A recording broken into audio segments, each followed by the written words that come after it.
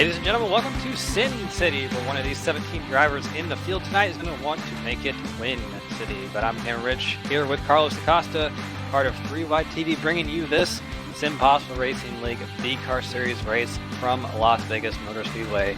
This is a pretty big race for this league. It is the last race before the playoffs start, where 12 drivers are going to go at it for the championship. For all the spoils at the end of this V-Car Series, 33 races, 50% races. It's going to be a lot of racing, and we still have a lot of racing left to go, Carlos. I'm very excited about what we have tonight. We have 133 laps of this facility, which is one of the better 1.5 mile races, I must say. I'm a pretty big fan of this track. As we see some of the practice laps being wound up, there's Kyle Zimmer in the 25 car. Last week's winner at Indy got a nice patriotic scheme for tonight's race. We'll have more on that in a little bit. A couple things to for the occasion, the date today. But we're going to go ahead and talk about points real quick. Carlos, we do have a bit of a race for the final playoff spot between Tim Masters, who currently has it, and Johnny Berardi, who is 13 points behind him. And another wild card in the picture is Doug McCollum, who, if he comes out here and wins the race tonight, he has completed enough races to get himself into the playoff picture. So we'll definitely have to look for that. And currently at the moment, Doug McCollum was, I believe, about 10th on the practice board. So he has a little bit of pace to go ahead and try to get before the race starts. But we have gone into qualifying, Carlos, and I know you've had some success at this racetrack. I saw you race here earlier in the year. What are your kind of thoughts of this place, and what are you expecting to see tonight? Unfortunately, the success I had in that fourth place finish was just in the A car. But if it's anything like the A car, which it's not, it's going to be more of a traditional type of B-car experience, although we did get a new build recently that is allowing some of these drivers to experience some looser conditions, especially with these new cars that everybody's talking about. Key things for tonight's race is definitely going to be one for sure: tire wear, keeping control of that tire, and also keeping your car free from that wall. And something that really hasn't been brought up a lot this season, but is with today should be something important. That's going to be track position.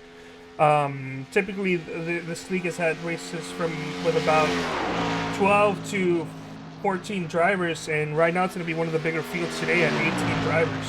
So you definitely don't want to be in the back after making a mistake towards the end of the race. You want to keep yourself in a good position with the whole race to get yourself in a spot to possibly win the race, especially if you're Doug McCollum.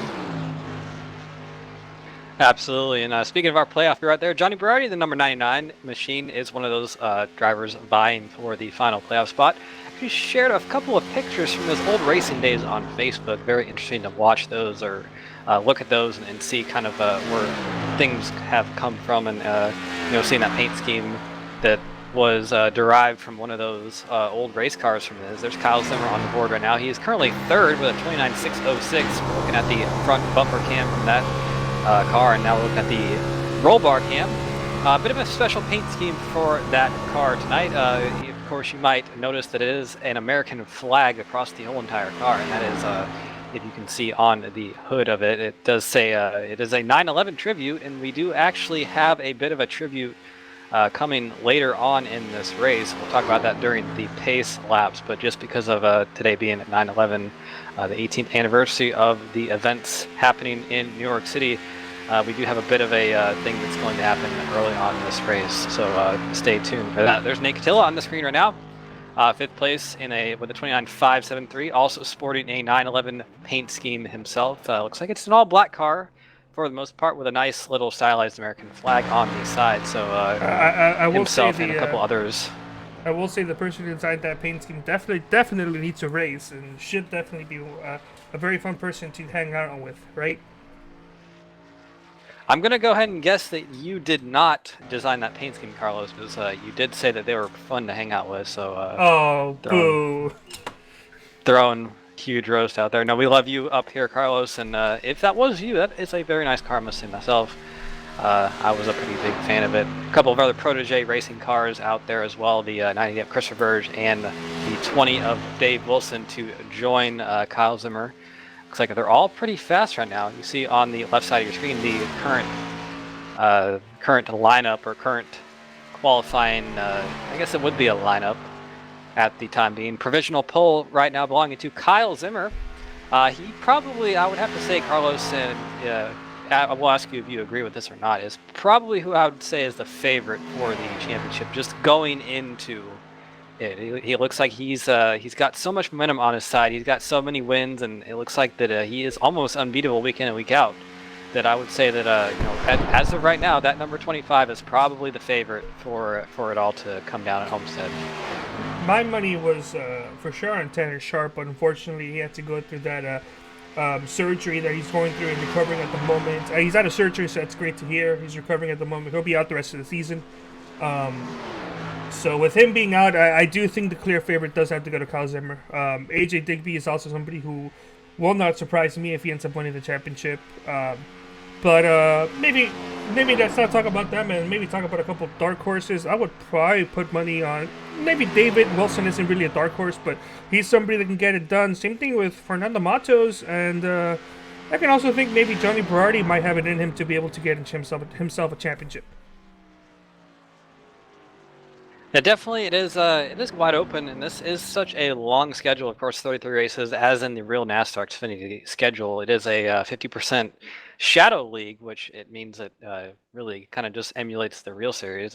It's been very hard on everybody, including us up here in the booth, just commentating and having everybody do this kind of new thing. They're all used to shorter races, and it's really cool to actually see how it's progressed. So I'm really excited to see how this next 7 races will go. We'll go ahead and get your lineup sorted for you real quick. Row number 1, we got a couple of heavy hitters to go out from that row. Kyle Zimmer in the 25.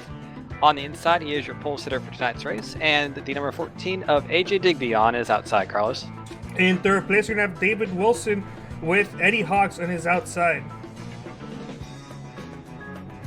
Starting in 5th, number 9 of Tim Masters, trying to keep his position in the playoffs alive. And the number 4 of Nate Catilla, who I believe is locked in.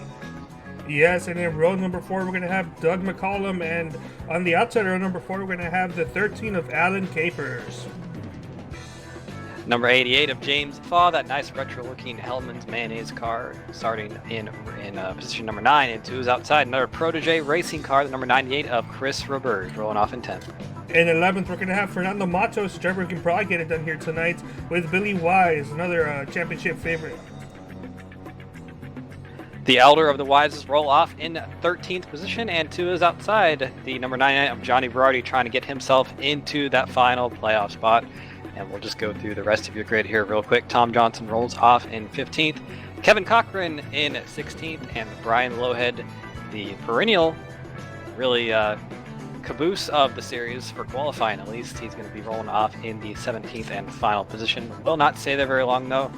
He does that because apparently it is probably, from his words, it is more fun to come from the back, and I have to say that I quite agree with that myself. It just has a bit of a different vibe to it. But you can see on your screen right there a couple different 911 tribute cars for tonight's event, of course being run on September 11th, the 18th anniversary of those events happening, and we are going to have a caution on lap number 10 for a silent lap 11. I believe these drivers are going to line up 3 wide for that, so a bit of a 3 wide salute to the events happening 18 years ago.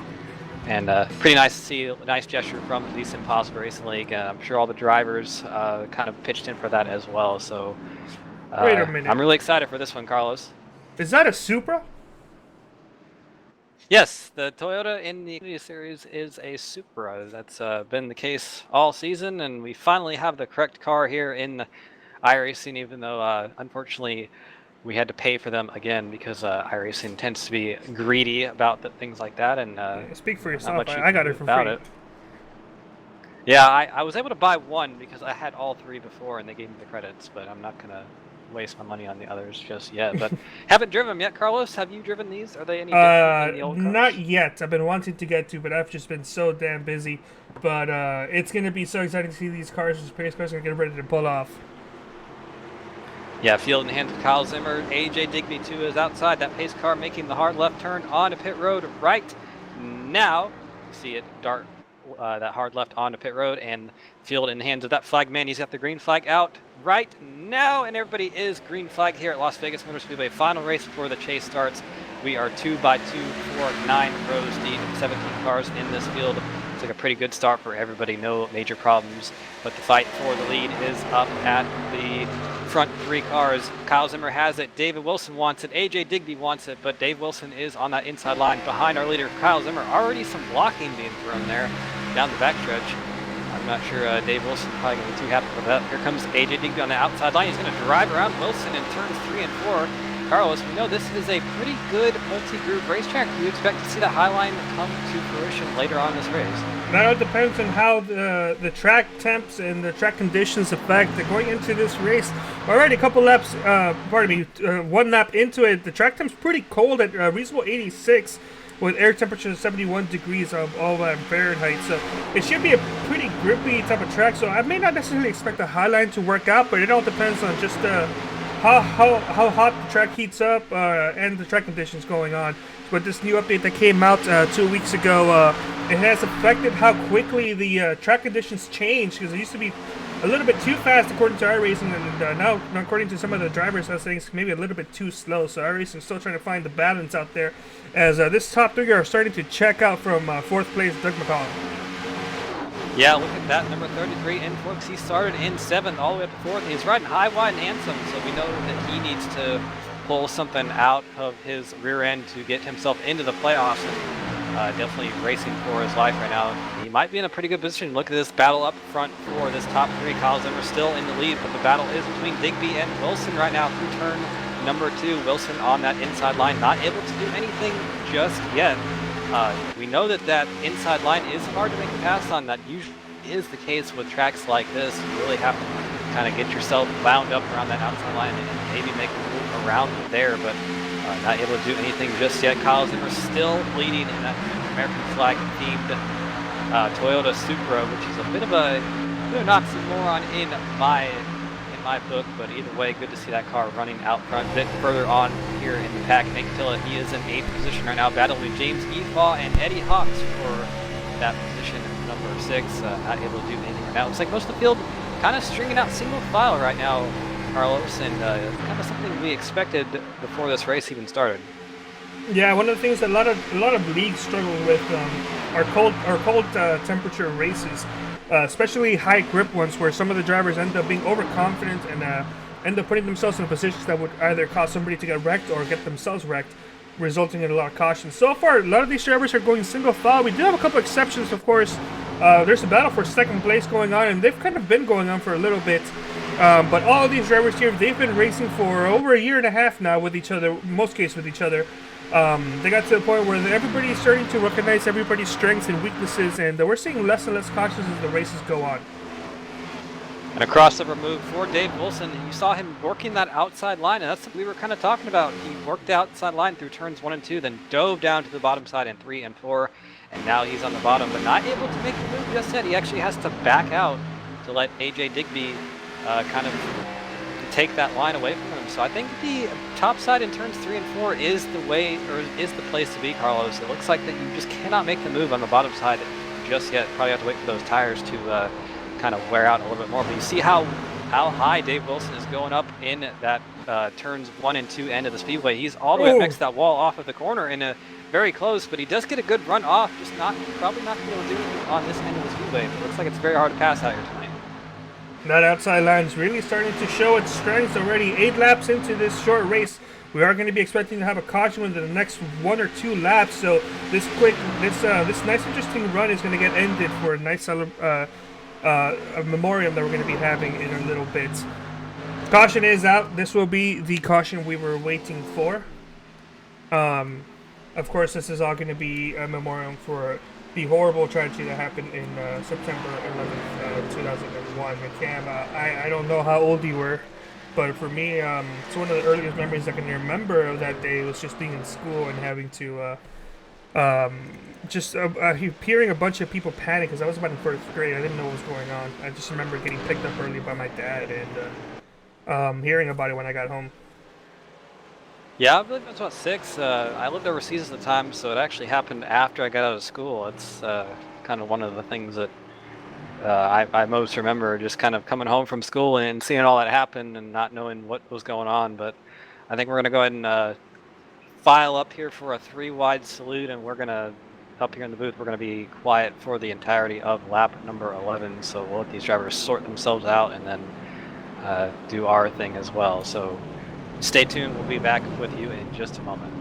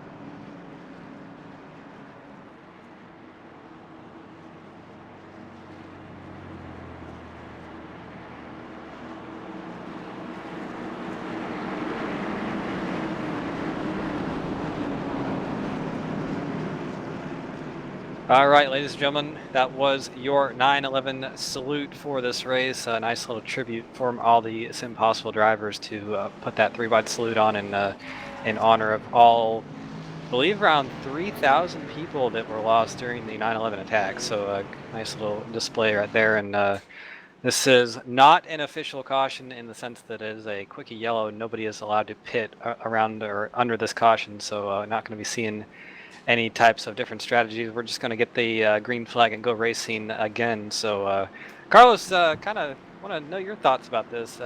It's a pretty touching tribute from up here in the booth, but everybody has different feelings about it.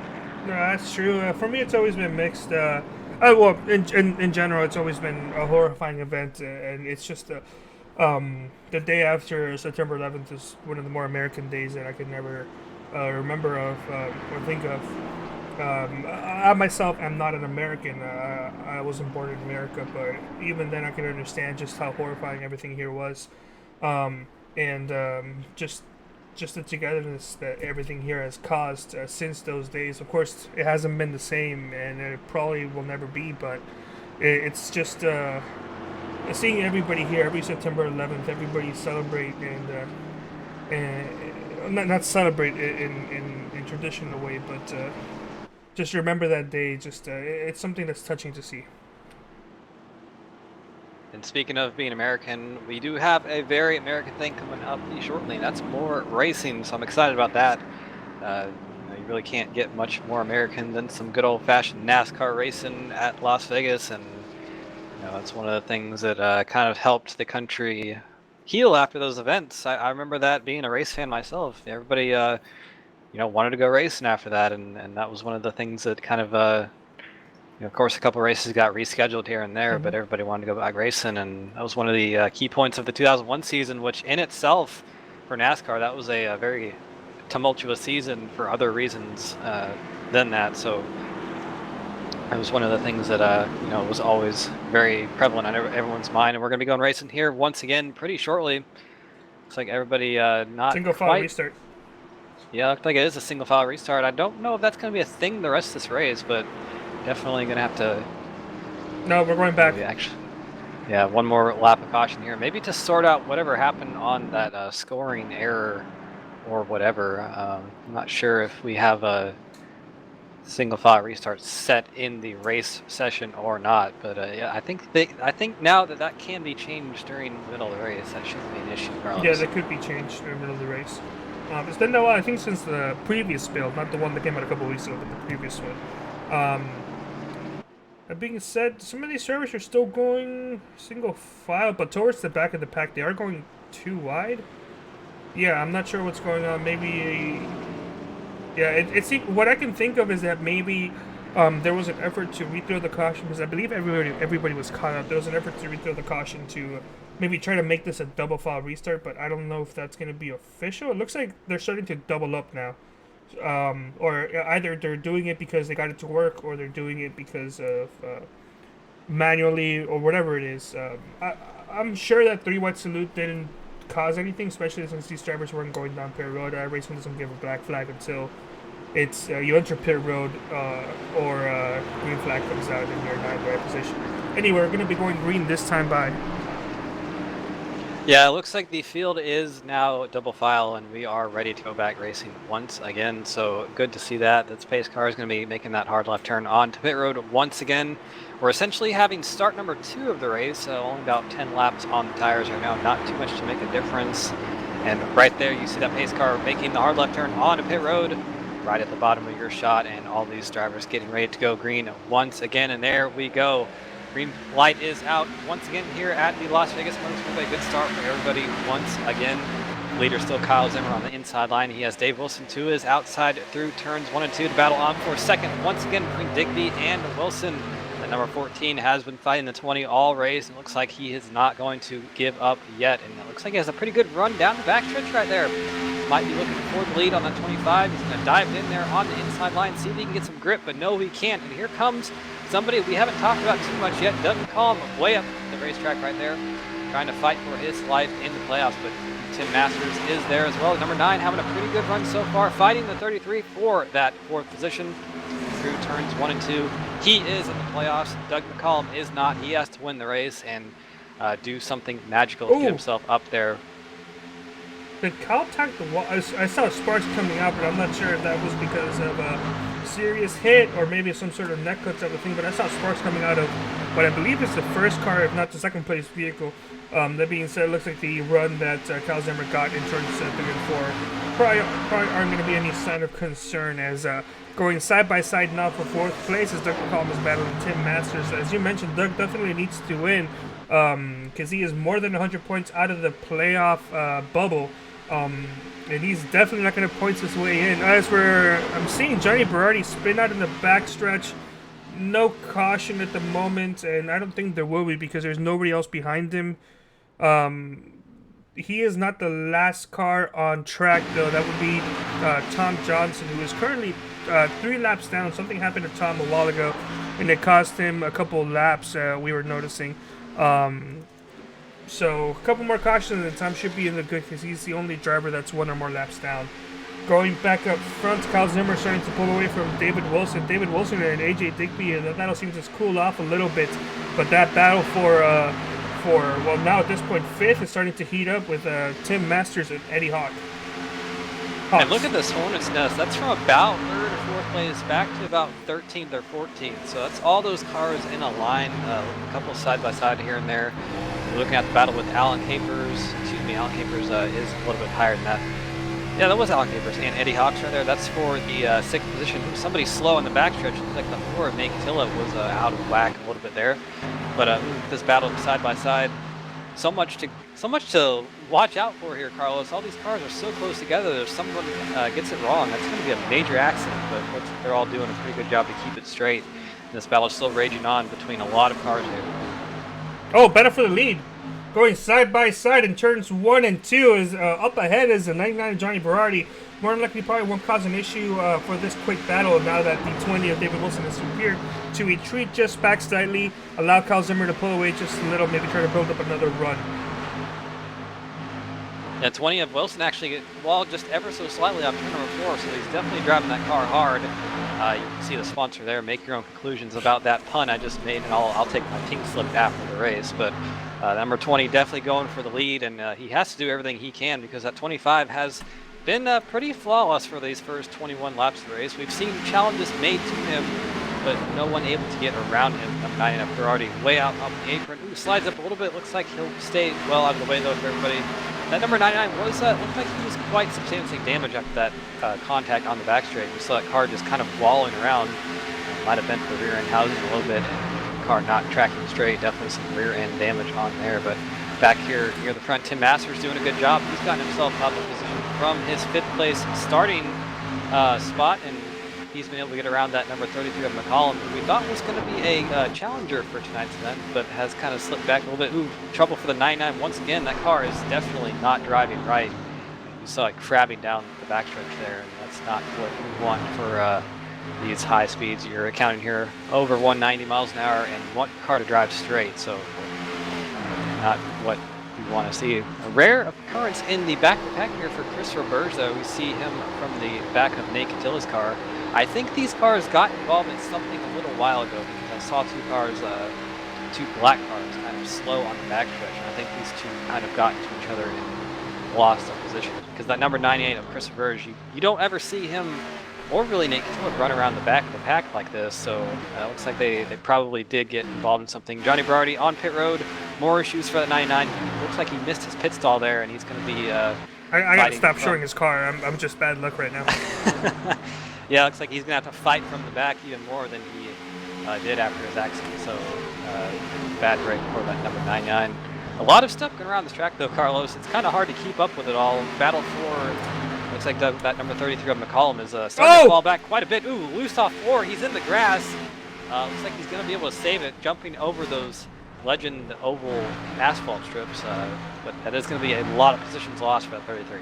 But that's not a wrecked race car. Worst thing he could have done is try to save it incorrectly and hit the outside wall, blown an engine, and find himself multiple laps down. At this rate, he now knows he is on the lead lap, and while he does have some rear end quarter panel damage on the right side, he can get that repaired either manually or get that repaired with a fast repair. But he's not multiple laps down, and he still has an engine. His caution is out now. Wreck up front, the 88. Wreck on the front stretch. Huge wreck. A lot of cars involved. A lot of contenders involved, and we're still wrecking here. Wow. I'm not. Oh, what was that? The 20?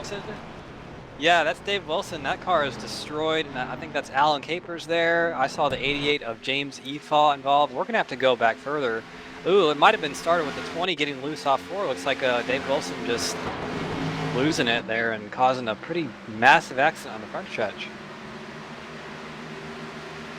We'll see him here on turn number 4. Ooh, yep, that car definitely in the wall. He went, nothing he can do. That car just went out of control.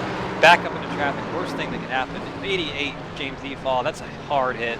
That car was killed right after that. I think Alan Capers as well. That had to damage the car quite significantly. You see the front ends of those cars are missing, so they look like modifieds now. Pretty wild ride here from the number 13 of Capers from the gyro cam. You see just how violent these wrecks are, and Nate Catilla involved as well. I think that was the 4. No, that was the 1. Spinning out of, the 1, Thomas Wise. Yeah. Yes. Okay. A lot of black cars here for this new build, so it's a little hard to keep track of everybody. But yeah, definitely that front end of the 1 missing as well. But thankfully for Thomas Wise, he was able to keep his car running, unlike Wilson and, or actually unlike Capers and James Efaw. They both killed the motors on that car, or on their cars, so they're going to have to take tows and get those cars fixed up and everything like that. So it's gonna be at least 1 or 2 laps down for all of those. But up here at the front, green flag, or excuse me, pit stops for the leaders under yellow flag. That's kind of what I meant to say. So we'll see how these two up here get involved or get into their pit stall. AJ Digby and Kyle Zimmer. Looks like a good clean entry for both cars. So it'll be a straight fight off for both of them. And I expect to see 4 tires here for everybody, Carlos. 26 laps on the tires at a track that's not. Las Vegas is not easy on tires. It's not hard, but it's not really easy either. 26 laps on those left side tires is quite a bit, so I don't expect to see a whole lot of 2-tire strategies here just yet. That's true, and something you mentioned a little bit before pit road is a lot of black cars are here tonight. While that a little bit of that has to do with some of these drivers having black with American graphics on the cars, a lot of these drivers are not running their traditional paint schemes in general, and that mostly has to do with the fact that these are all brand new Xfinity vehicles. Of course, the Toyota Supra, without a doubt, is a brand new vehicle, but the Ford Mustang and the Chevy Camaro are all brand new body templates, brand new bodies in general. So a lot of these drivers haven't had a chance to get their paint schemes to either transfer over or get new paint schemes done in time. Some of them have, but a couple other drivers haven't, including the 17, the 98. Actually, no, I think the 98 has a brand new paint scheme going on. But in general, most of them have not had a chance to get a brand new paint scheme out. Yeah, a bit controversial, and for good reason, I would have to say myself, because these are all cars that had to be repurchased. When I wouldn't say that they're all that different than the cars we had before, but that's just to me. I'm on the opposite viewing. They all look different, but sorry, they all look pretty much similar, except for, of course, the Supra. The only difference is that something we can't notice is that it's all been reworked. These are brand new, like physics. Well, maybe not brand new physics, but the fixes have been reworked. They're not the same model engine, like internal stuff. I'm not talking about like actual car engine. I'm talking about like game engine physics. All that's completely different from the old Xfinity cars. So hopefully that issue we've been noticing recently with the messed up locking up tire should not be in this car because it's a different model and everything. So for me, that warrants a brand new like purchase for cars and everything. But also, to be fair, I did get a car for free, and the other one was pretty much given to me for free as well with the credits that I was given. I have to purchase one more vehicle, but at this point, I don't really need to. See, I just hate spending money at all, so anything iRacing does, I have to work money on. I'm just an old grumpy man about it, like, these meddling kids over here doing this and that and charging me money for it, blah, blah, blah, blah, blah. Should be getting one to go this time by. Yeah, there it is. One to go. Now, Cam, so far, 30 laps into this race, what are you thinking so far? Really, what I'm thinking is that 25 looks pretty strong. That American flag Toyota Supra is looking pretty stout out front, but it looks like he's not invincible. I think somebody can and will challenge him. Looks like that outside line is probably going to come in really strong later in this race on both ends of the track. I've kind of seen it working on turns 1 and 2 and 3 and 4 ends of these speedways. So I want to see how that line progresses throughout the race as we get more rubber on it and possibly the weather changes a little bit. So I think it'll really make for a good race, and definitely Las Vegas earlier on in the season where we saw Nate Catilla win. I'm not sure if you remember that one, Carlos, but that was a very good race in itself. So I really am excited to see how this plays out tonight. All right, pace car's gonna get ready to pull off, and we're gonna have ourselves another restart. But the way this is going, it's still meant to be a pretty good race. Absolutely. So really, our top two are, as they started, Kyle Zimmer and AJ Digby, of course, starting there. So your front row has not changed. Tim Masters up from 5th to 3rd. He might be a dark horse in this race. Of course, he is fighting for his playoff spot and is going to want to come out here and get a win to solidify it. But green flag out once again after our second caution of the day. We are green flag racing here in Las Vegas one more time. Side by side into turn number 1 between Digby and Zimmer. It looks like Zimmer is going to have the upper hand once again. That inside line just too strong on the first lap of the restart. But looks like he slips up, but here comes AJ Digby. Yeah, good crossover there on the backstretch. We'll see if he can dive into turn number 3 and make a move from the lead. This is the closest he's been all day. We know AJ Digby wants to get a win here. We'll see if he can make the move on Kyle Zimmer. Kyle Zimmer proving to be really strong in that outside line through turns 3 and 4. I don't think it's going to happen just yet. No, it does not. Kyle Zimmer retains lead by 25 one-thousandths of a second into turn number 1 again. Going side by side into turn 1. These two drivers don't know how to quit. That being said, that middle to outside line is starting to get a pretty good momentum towards the exit of the corner. That allowed the 25 of Kyle Zimmer to start pulling away from AJ Digby as we go a little bit towards the middle of the pack. We're seeing the 32 of Billy Wise challenging the 33 of Doug McCollum as that battle ends up almost as quickly as it started. Although right behind him it's going to be the 4 of Nick Catella, and he's definitely going to be trying to go out there. Going on the outside line, may not get enough momentum on the start of the corner. Of course, now that I say that, he almost bumped into the back of the 32. 32 is going to use that lateral movement to keep himself going. Boy, I chose a series of words that were not going to end correctly in my turn. But as they're going side by side into 3 and 4, they swap positions. As now the 32 is on the outside, the 4 is on the inside. 4 just getting himself a little bit loose, going side by side. And right behind him is the 20 of the 20 of David Wilson, who's actually a lap down, which is why I got a little bit confused as to why I wasn't seeing him. That isn't a ghost. That's just he's the first car 1 lap down. So caution comes out. David Wilson would get himself back in the free pass position. Going back up front, Kyle Zimmer starting to pull away from AJ Digby, who both of them, of course, have pulled away from Tim Masters. Tim Masters is currently being battled by the 33 of Doug McCollum, who needs to win tonight to get themselves into the playoffs. But as the laps keep on going down, the chances of him making it are starting to get slim, especially with Kyle Zimmer and AJ Digby pulling away. A couple of big movers in that number 33 as well. The number 98 of Christopher Burr started in 10th up to 5th, and Billy Wise, who we were looking at just a minute ago, started 12th up to 7th and currently before 6th. But now looks like he's under fire from 8th from Eddie Hawks, who is a newer driver to this SimPossible Racing, so he's out here to put on a show for himself, get some respect, and to get some, just make some friends here. And that is a quite nice car, that number 45, I must say myself. I love the shark tooth design on it for the U.S. Air Force, so one of my favorites out here tonight. Carlos, I gotta say, that is a very cool paint scheme on that 45.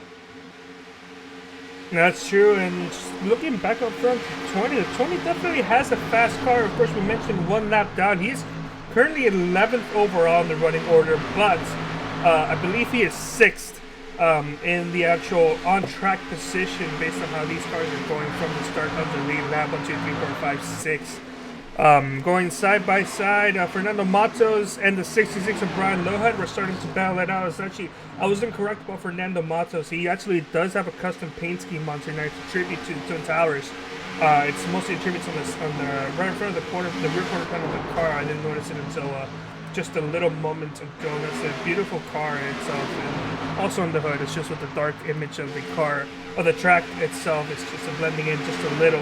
As now we're seeing Nick Catella battle the 45 of Eddie Hawks, and Eddie's definitely proving himself to be a very strong, capable driver. I look forward to see what type of stuff he can bring in next season as he contends for a championship. But at the moment, of course, him starting late will make him ineligible to compete for the championship, and also mathematically impossible for him to enter. Pardon me. But it's nice seeing more faces come join the league. Of course, this is a disabled-only racing league that's more dedicated to having fun and just treating everybody like just a normal person. Everybody's out there having fun, and just seeing this league grow is just an amazing thing to watch. And that number 45 has proved himself to be a pretty capable contender out here in the last few races he's been in. Of course, I've heard a lot of drivers say that he's probably going to be the next new driver to win a race, and has definitely shown that he's capable of doing so. Running in the 6th position right now, doing a pretty good job, just kind of holding his own, and kind of just running his race as he would. So it's really all you can ask for a new driver in any league, and he's doing a pretty good job of doing just that. But a couple of positions ahead of that, Chris Verge and Doug McCollum. Doug McCollum is a couple of cars ahead of Chris Verge. Chris Verge now under fire from who we were just talking about, number 45, Eddie Hawks, trying to make a move in turns 3 and 4. Not able to do it just yet, but out of 4, it looks like he has a pretty good run. Going to pull his car down to the inside line on that front stretch and see if he can make the move into turn number 1. I believe he might have the preferred, or he might have the position here, unless that 98 can use that outside line to his advantage. We know that outside line is pretty strong on both ends of the speedway right now. I think that is going to be a battle that will rage on for at least one more lap and probably a few more. But good racing here at this point in the race, Carlos. It looks like all these drivers able to use multiple lines, and that's really, I think on the iRacing service, Las Vegas is probably one of the better tracks for multi-group racing. It just seems like It just seems like the outside lines work here better than they do at most other racetracks like Texas and definitely Charlotte. Charlotte is pretty bad in that regard, but definitely I'd say this is one of my more favorite tracks just because of that regard. That's true. Let's take a look at some of the people that are on the chat. Of course, we have Gene MCS saying hello and wishing good luck to all the drivers. Same thing with Grassroots Sim Racing 1813. That's Alan Capers' wife and major fan cheering him on. As let's take a look at see where Alan Capers is currently running at. We're taking a look at the 4 of Nate Catilla and also Alan Capers. So Alan Capers unfortunately struggling out here tonight. 2 laps down, and there's about 3 other cars in front of him that are 1 lap down that are in a better position to get the lucky dog. Unfortunately, that incident that he was involved in a handful of laps ago is really hurting 13. And as the laps wind down, his chances of getting himself back in the lead lap and finishing pretty strong are dwindling as well. We also have Terry Newmaster. I apologize if I butchered your last name. Saying go AJ Digby, and AJ Digby is currently in second. Actually, he's battling Tim Masters. He was in second at the time of speaking, but he's battling side by side with Tim Masters. And we also have Mitch Brown on chat saying that it's my fault, and I guess it is. As you see the 9 of Tim Masters, I shoot my ray gun in front of the 9 car, hitting the outside one incredibly hard. That car has major damage. Yeah, that's a huge, tough break for the 9. Caution is out. He was, caution out once again. I believe that's the 3rd caution of the night, and it all centers around that number 9 of Tim Masters. Big shame for him. He was having such a good run, battling for second there with AJ Digby, and we'll have to see what happens here. But you see Doug McCollum right behind him as well, and I think you saw that number 9 get loose off of turn number 4, and not much anyone can do about that. It looks like that was the same thing that happened to Dave Wilson, except he hit the wall before he spun out in like 20, so it looks like turn 4 might be a bit of a trouble spot tonight, Carlos. That's true. And we saw something similar in last night's race. Pardon me, I have some more hiccups. Where it was kind of loose exiting the corner. Of course, that's what the American Sim Racing Series. They were also driving trucks, but in here it's a little bit different. The car definitely seems to handle a lot. It's just in the extra turn 4 that some of these drivers are starting to struggle with a little. You see some damage on the front of that 33, of course, right in the back of Tim Masters while he was spinning out of control and really never spun, just kind of got loose, hit the wall, and lost all his momentum. But that's a pretty good break for that 33. He only lost actually, he might not have lost any spots there. No, he's still in position number 3, so he's going to be able to come down pit road and get that car fixed up. So really, that's a pretty good result, all things considered, when you can be involved in an accident and get the car fixed up without losing any positions. 20 of David Wilson just made an oopsie. He went down pit road with the lead lap drivers. He would have gotten the lucky dog, but now I believe with him going down pit road, getting himself a black flag before he crosses start finish, and I believe that's going to cancel out whatever lucky dog he was going to get unless the officials give him a lucky dog of his own. So bad news for the 20 of David Wilson. Yeah, that's definitely something you don't expect out of a driver like Dave Wilson. That's just a matter of really not paying attention, because it is right in front of you on the iRacing screen where you can kind of see it'll tell you not to pit, and just really not looking at that or something. But either way, that will, like you said, cancel out the lucky dog, and I believe it would go to the next driver at the time of the caution. I don't believe it's just eliminated entirely. We'll have to see on that or whatever, if there was a reason he had to pit at that time or not. But definitely something to look out for as we see another blue cone get its life taken by the number 13 of Alan Capers in the background. That is something that we've come to know and expect from that 13. He is the cone killer himself. He's taken out many a cones, and he's we're gonna have to get a counter here on 3YTV one day, but that day is not today.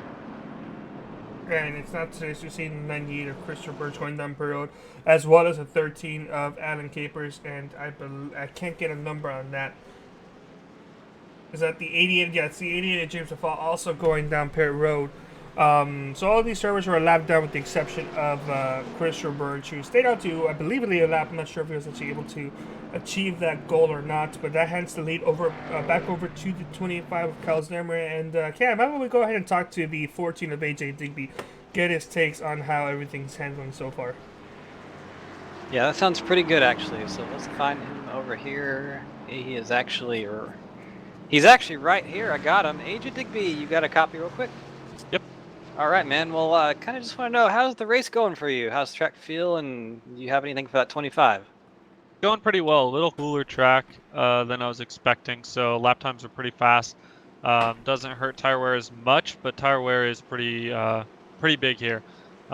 Just in that little stint there that we ran, my tires were already down into 87%. So a lot of affecting on the tires, and these new cars are actually really good. It actually gives you lane choice when you're driving. As you can see, a couple different drivers have a couple different lane choices. It's not just one lane plow through everything like the old car was. So pretty happy about that. Just still trying to adjust to it and still trying to get better. Zimmer's really fast here today. I definitely think I have something for him on a short run, but also trying to save tires for the long run because I've been toasted on the long run. So just still trying to find that in between. I have still struggled trying to get that upper line to work right. So trying to get the line to work right in the long run. I think I was starting to figure it out there towards the end of that run, but just not where I need to be and hurt my tires a little bit too much early on. So still a lot of race left, and hopefully if there's a green flag stop, some strategy could play into it too. So we'll see. This 14 Ford Mustang's pretty good, so hopefully they end up with a podium, but anything can happen, and I think I have a chance if it's a short run.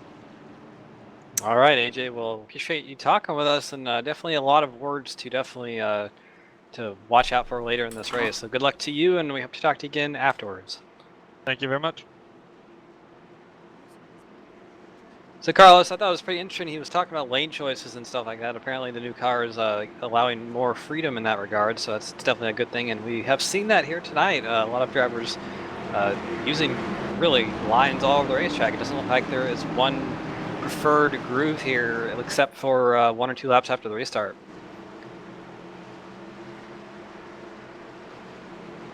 But we are getting set to go green once again. Front row still as it has been for most of the race. Kyle Zimmer on that inside line of first place, and AJ Digby to his outside. Of course, these have been the top 2 for the majority of the day. But pace car is off once again. We're set to go green here in just a moment time. Right now, green flag is out, and we are racing here in Las Vegas once again. Good start for the entire field. Looks like everybody gets going pretty cleanly. No wheel spin, no anything like that. But we are side by side into turn number 1. Doug McCollum on the inside line, that number 33, was able to get his car fixed up after being involved in the last accident. He is now battling for the second position, and looks like he might want to go for the lead on the backstretch. He has a lot of momentum in that 33, so he can make good use of it. I don't think he's going to have it just yet, but definitely putting up a fight at the time being. He has slotted himself into the second position for all himself, so move that number 33 up to second. He's going to want to try to get around that 25 because he has to win here tonight if he wants a shot at being in the playoffs, and definitely that is his only opportunity to do so. But here comes AJ Digby back on the inside line out of turn number 2. He wants second place because he wants to go out there and beat that 25 for the win. Those two have been really league-wide rivals for a couple of seasons now, and both drivers want to go out and beat each other at all costs. But your top 4 right now: Kyle Zimmer, AJ Digby, Doug McCollum, and Eddie Hawks. All these top 4 or 5 drivers are all pretty much single file, top 6, maybe 7. Not really much else going on up front. A couple of these drivers, especially as we're seeing the 14 of AJ Digby, pardon me, the 33 of Doug McCollum, who was definitely trying to get by the 25 of Kyle Zimmer, had himself a handful of AJ Digby. Eventually, AJ Digby did go around him, and that had second place over to the number 14, pending third over to the 33. Doug McCollum, as we mentioned a couple times already, definitely needs to win, so he's thinking big picture right now. He needs to get that win to advance to the playoffs, and I don't think he's going to be happy with anything else. As we mentioned, it is mathematically impossible for him to point his way in. He definitely needs to win his way in. Kyle Zimmer, of course, has been dominating this race from start to finish. The only other times he hasn't led were a couple drivers that stayed out to lead a lap, but other than that, he's led pretty much this whole race. Going side by side, I believe that's going to be for 7th, the battle for 7th going on here. That's the 32 of Billy Wise, the 80 of Kevin Cochran, and Oh, the 13 of Adam Capers, of course, Adam Capers is currently 14th, 2 laps down. So, David Wilson and Thomas Weiss are the only 2 drivers ahead of him, and they're all 1 lap each. David Wilson would have gotten him to repass last time by, but he elected to go down pit road when it was closed, and he forfeited that free pass position to somebody else, because we're going side by side here for 3rd. There's Eddie Hawks getting around number 33 of Doug McCollum. That number 45 has been pretty consistent all night tonight. Looks like he has a lot of speed in that car, and just slowly but surely making his way up through the field. So keep an eye on Eddie Hawks. He might be able to get his first win here tonight. Have to wait and see, but definitely out there doing a good job. A little bit further on in the pack, that number 4 of Nate Catilla. Looks like he was making a charge a little bit earlier, but has gotten himself kind of mired around the 6th position. He was up to about 4th a few laps ago, but has fallen a little bit back. Number 9 of Tim Masters right in front of him. He was involved in the last caution. He's trying to get himself back up to where he was. That's around the 3rd to 2nd place. At number 9, we know he is very fast here tonight. He's going to want to get himself back up to the podium positions and fight for the win, but he definitely is running pretty competitive lap times. Actually one of the fastest cars in the top 5 right now. I believe only bested by AJ Digby last time by. So number 14 looks like he's pretty fast at the time here right now. Wants to go up there and catch the 25 of Kyle Zimmer. 25's led most of the race and definitely showing the speed out here tonight. Here is a battle between Matos and Reverge for 9th place. Back in the back, you see all these cars kind of traveling around each other in a big kind of hornet's nest. Not really able to get away from each other. This is number 88 of James Efaw, 2 laps down himself. Was involved in a couple of cautions ago. Had that front end totally destroyed off the car, and out here running again with a front end, but of course 2 laps down on the leader. So he's going to have to get a miracle to get himself back up onto the lead lap and fight for this win. But you see somebody loose off of turn number 2 back there. Couldn't see who that was. I think it was right in front of the 66 of Brian Lowhead. Yeah, it looks like he's still not able to get it back going again. In the wall pretty hard right there and spinning out of control in turn number 4. He's on the pit entry inside the inside pit wall there, and he's just going to duck it down pit road. No caution definitely for that one, but definitely a lot of damage to that car and a lot of track position being lost. He's going to lose at least 1 lap, probably 2 on this pit stop cycle. But back here up at the front, Kyle Zimmer has about a 2nd lead over the 14 of AJ Digby, and Digby himself looks like he's going to be under fire from the 45 of Eddie Hawks here in just a moment. And look who else is coming, the number 9 of Tim Masters right behind Eddie Hawks. We know he's fast tonight. We might see a battle between Hawks and Tim Masters if they're able to get themselves around these 2 cars in front of them. That would be a pretty good thing to see. And Tim Masters, of course, knows that he is on the cut line for the playoffs, so he needs to go out here and have the best run he can tonight. As these leaders are all starting to spread out, of course, with the exception of the battle for 2nd place between the 45 and the 14. Of course, Tim Masters is there just to make sure he'll gobble up a couple of decisions in case these 2 drivers have to check out for whatever reason, as they're now fully going side by side. As you see the 66 of Brian Lowhead exiting pit road. Good to see him back up onto the track. Unfortunately, he lost a lot of spots and is finding himself in 14th place, about 2 laps down. And of course, top 10 are all in the lead lap. 11th and back are all 1 lap down or more.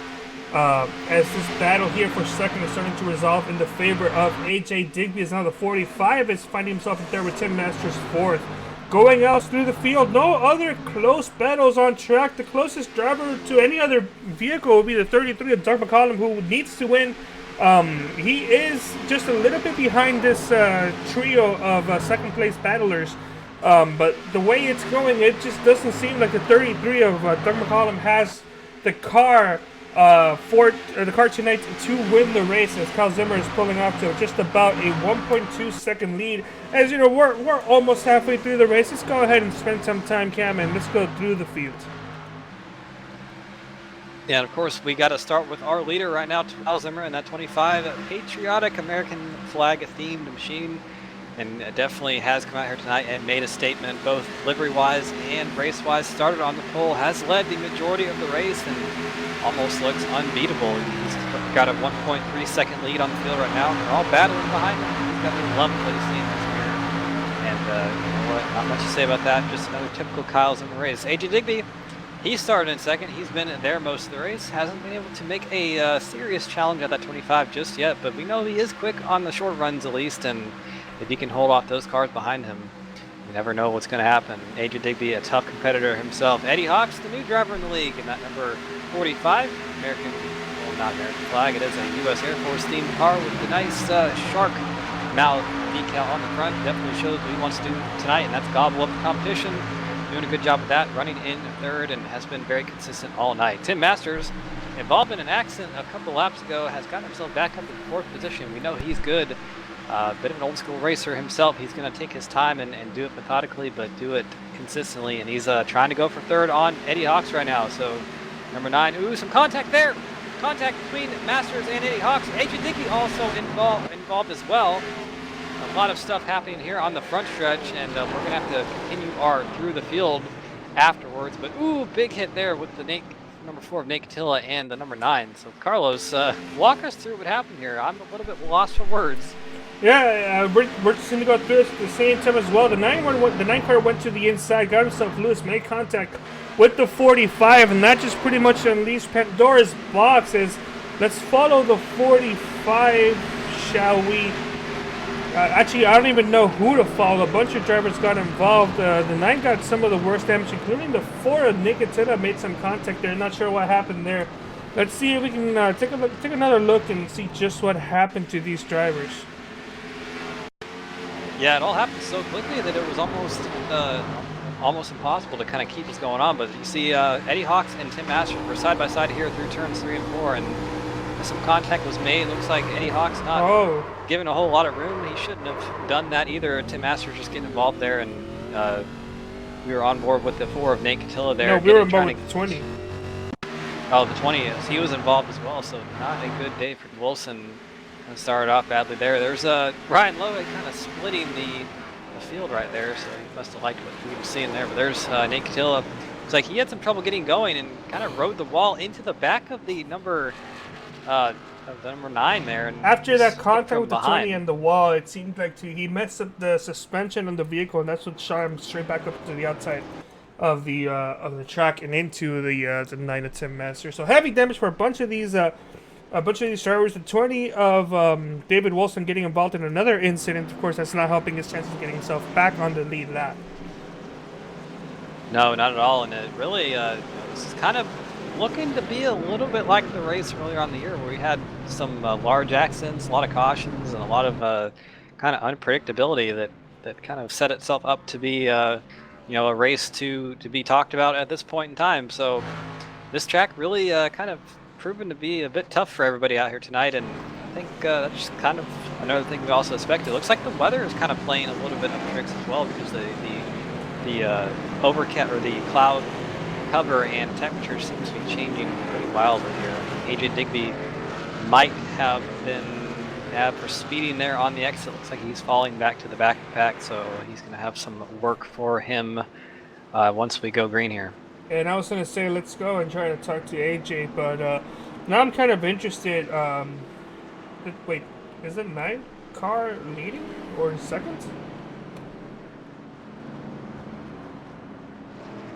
I guess I must have missed the 9. I know the 9 was involved in that incident, but I didn't think that he would be able to recover to second that easily. That being said, let's talk to the 45 of Eddie Hawks and just get his takes on how this car is handling, how the race is going for him. And then we'll see if we can talk to a couple other drivers next caution by. All right, let's do it. Eddie Hawks in the number 45. You got a copy real quick? Yeah, I got a copy.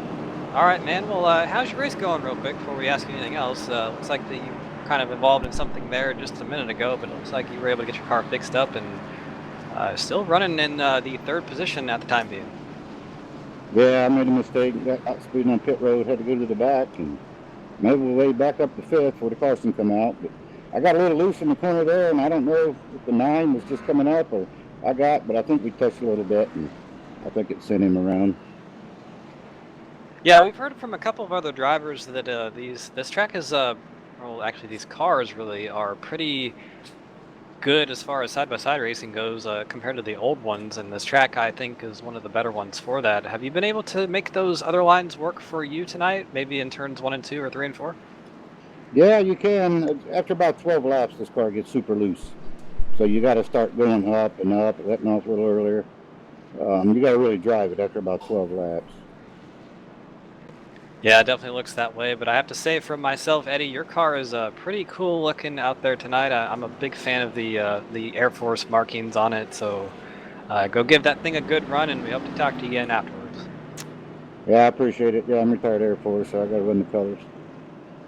Very cool. All right, that was number 45, Eddie Hawks, currently in the 3rd position, and I think I'd have to echo what you said, Carlos. Those 2 cars that were involved in the accident, Tim Masters and Eddie Hawks, find themselves 2nd and 3rd at the time being, so really a bit strange, but of course it is iRacing, so we have seen crazier things than that, so really not too bad for both of those drivers. Yep, and it's about that time, unfortunately, with a change in Christopher Birch's schedule is kind of put him in a sort of conflicting schedule type of moment. So Christopher Birch is parking his vehicle and heading out to his local bowling league where he participates there. I believe it's at 5-pin. I'll have to double check that with you guys. But we wish Christopher Birch best of luck in his bowling league tonight, and we hope he does well tonight as well. So Christopher Birch for the next couple, I think for the rest of the season, he's just going to be hanging out for a couple laps, having fun, and then dropping out and going to his local bowling league. And he also is pretty solidly in the chase, so nothing to worry about there. Also, everybody put on your sunglasses now as the sun's come out, and take them off because the sun's coming back out again, or coming back in again.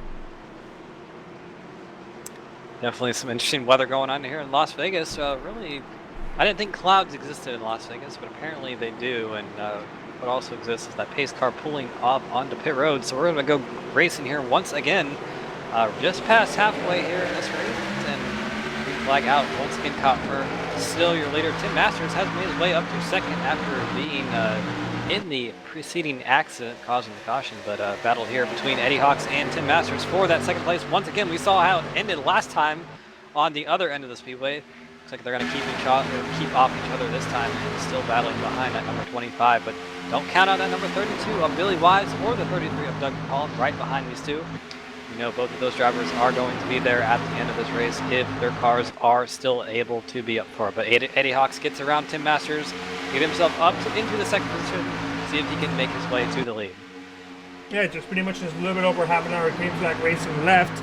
As this race starts starting to, it's gone past the crazy part of the stage, and it's going into the starting to single out part of the stage. As we still have a couple of drivers going side by side into the corners. We're seeing the battle for 5th between the 32, the 80, and the 4. And next time by, we'll see if we can listen on board the 4. And let's just listen to a spotter, talk to him, and let him know where to go. But unfortunately, we missed it for this time. We'll see if we can get it for next time by. Towards back of the pack type of battles going on. Just a little bit more hectic at the front end. Of course, we're also seeing the 20 of David Wilson, who is still stuck 1 lap down. He is the first car 1 lap down, though, this time by, but it's not going to mean anything if you see Alan Caper scrapping the outside wall. It's not going to mean anything if he gets involved in another caution. Yeah, really, it's such a bad place to be in as a driver because Dave Wilson knows that he's probably faster than most of these cars in front of him, but he can't get around them because he is 1 lap down to them, but not being 1 lap down. So really, he has to just kind of play it safe and try to get himself either on pit strategy or something like that to get himself back on the lead lap. And really, it is kind of a hectic, nerve-wracking thing as a driver because if you so much as bump someone when the caution comes out, you are going to be losing out on the odds. So really, he needs to just keep his nose clean as much as he can and not get involved in anything else. Looking back up front, Kyle Zimmer, of course, no surprise there, is starting to pull away even more from Eddie Hawks. As Eddie Hawks is pretty much guaranteeing himself a 2nd place finish, at least for this, 2nd place run at the moment. It's still too early to speculate about finishes, but we are past halfway. But he is pulling away from 3rd place. Being said, Tim Masters is kind of staying there with the 33 of Doug McCollum. As it's kind of a slow one of this bunch. He's the car that's chucking up the other cars as well. That may not be true, of course, but the way it looks like everybody else is stuck behind the 33 of Doug McCollum, Kevin Cochran, Nick Attila, Billy Wise, Yeah, Billy Wise and the Forward Nickens are going side by side. I was looking at the wrong battle. I was trying to figure out why they were side by side when they weren't showing that. But side by side they are. Is also in the mix of this battle is a 20 of David Wilson, who is 10th at the moment. So drivers position 1 through 9 are on the lead lap. 10th is 1 lap down. 11th and 12th are 1 lap down. Pardon me. 11th and 13th also 1 lap down. And then 14th. And 15th are 2 laps down with Thomas Wise in 16th, 3 laps down or more. Of course, Chris Roberge, who is the last driver on position, is out of this race. He's taking it to the garage and he's going to be taking that car on to next week. Cam, where are we going next week? I believe next week would be Richmond. That should be the first race of the chase for the playoffs, what they call it nowadays. So I actually was gonna, well, if I can actually get my words out, I was gonna direct your attention to something I'm kind of watching right now, Carlos. The number 14 of AJ Digby. He's currently running in 9th position, 4.8 seconds behind the leader. I think he's saving fuel. Would you agree with that? Let's find out. Okay, going into 3 and 4, we may have gone a little too early, but let's see when he cuts off or when he exits for the corner.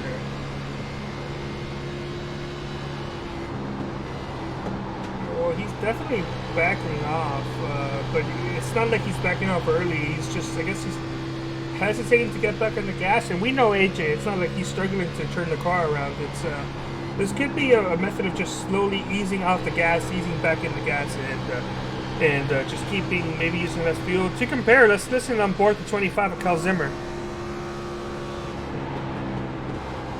Yeah, it looks like he's pulling a little more revs and everything too in that number 25. So I think AJ is doing a bit of strategy. Ooh, we have a wreck. Actually, no, we don't. Somebody just lagged out there. So my apologies. Cam, kind of one of those things about iRacing that just annoys the heck out of me when a car lags out and you see smoke everywhere. It kind of makes me think that there's a wreck happening. Yeah, that's a relatively new thing. But yeah, in that brief moment we were listening on board the 25, it's not much.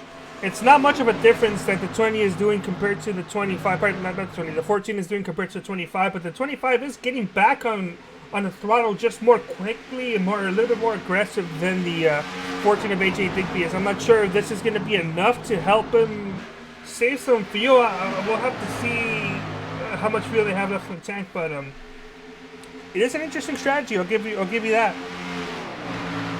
Yeah, and just the fact that AJ kind of got a speeding penalty on the last pit cycle, and he's not really been able to get up from that where he is on the track.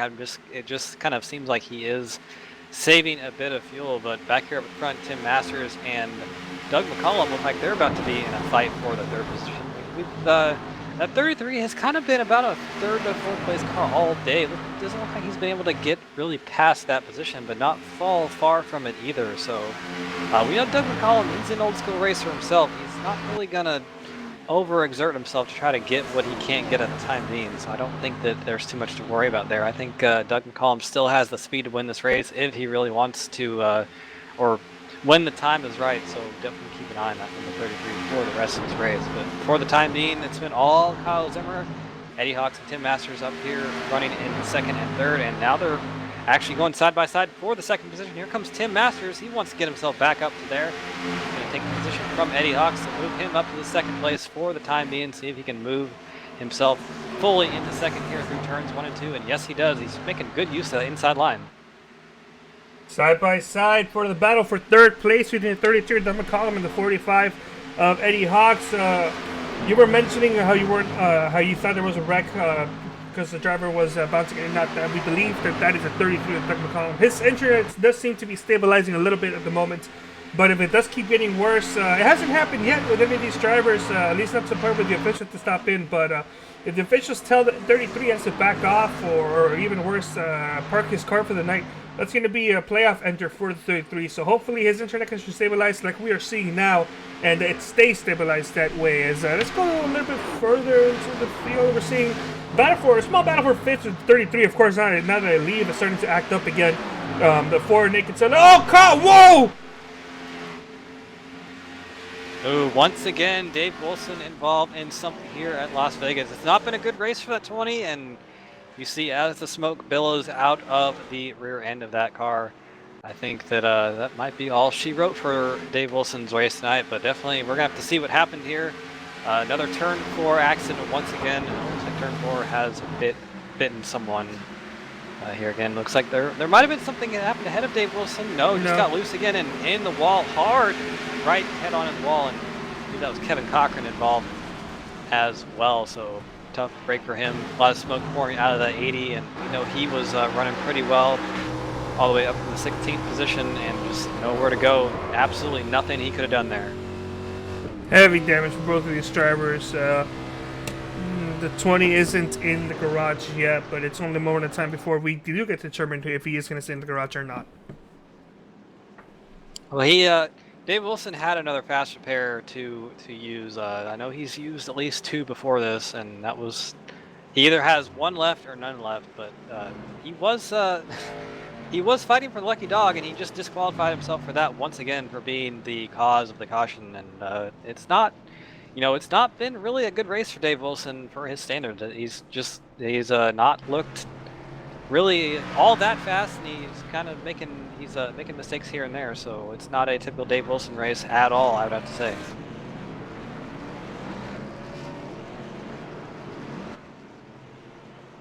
Let's see if we can talk to another driver. Let's let these vehicles settle in just a little, and then we'll see who else we can talk to. Maybe the 9 or 10 Masters. Cam, would you be okay with that?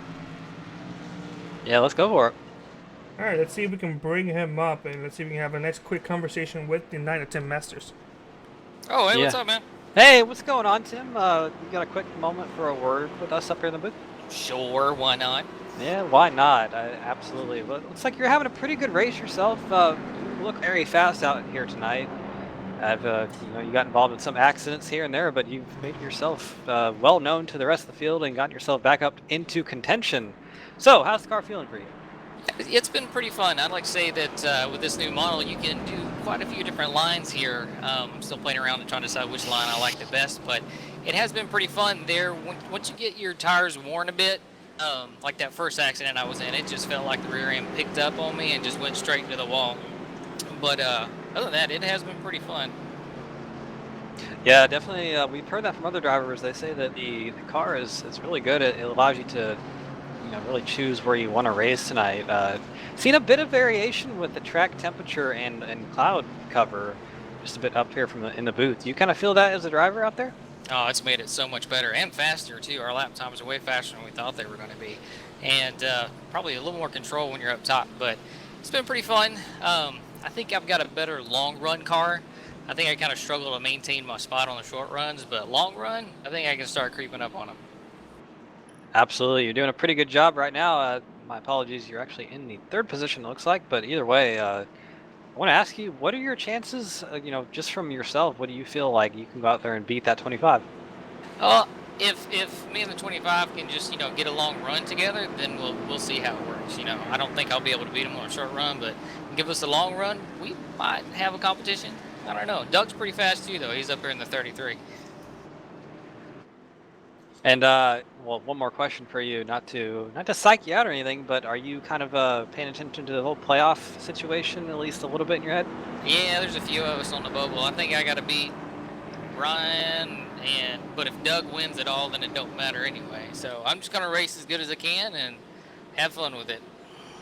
All right, man. Well, appreciate you talking with us, and go out there, have some fun, and hope to talk to you again after this is all over. Cool, man. Will do. Thanks. All right, 1 to green. Right. As we're going to probably be restarting with about 47 laps to go.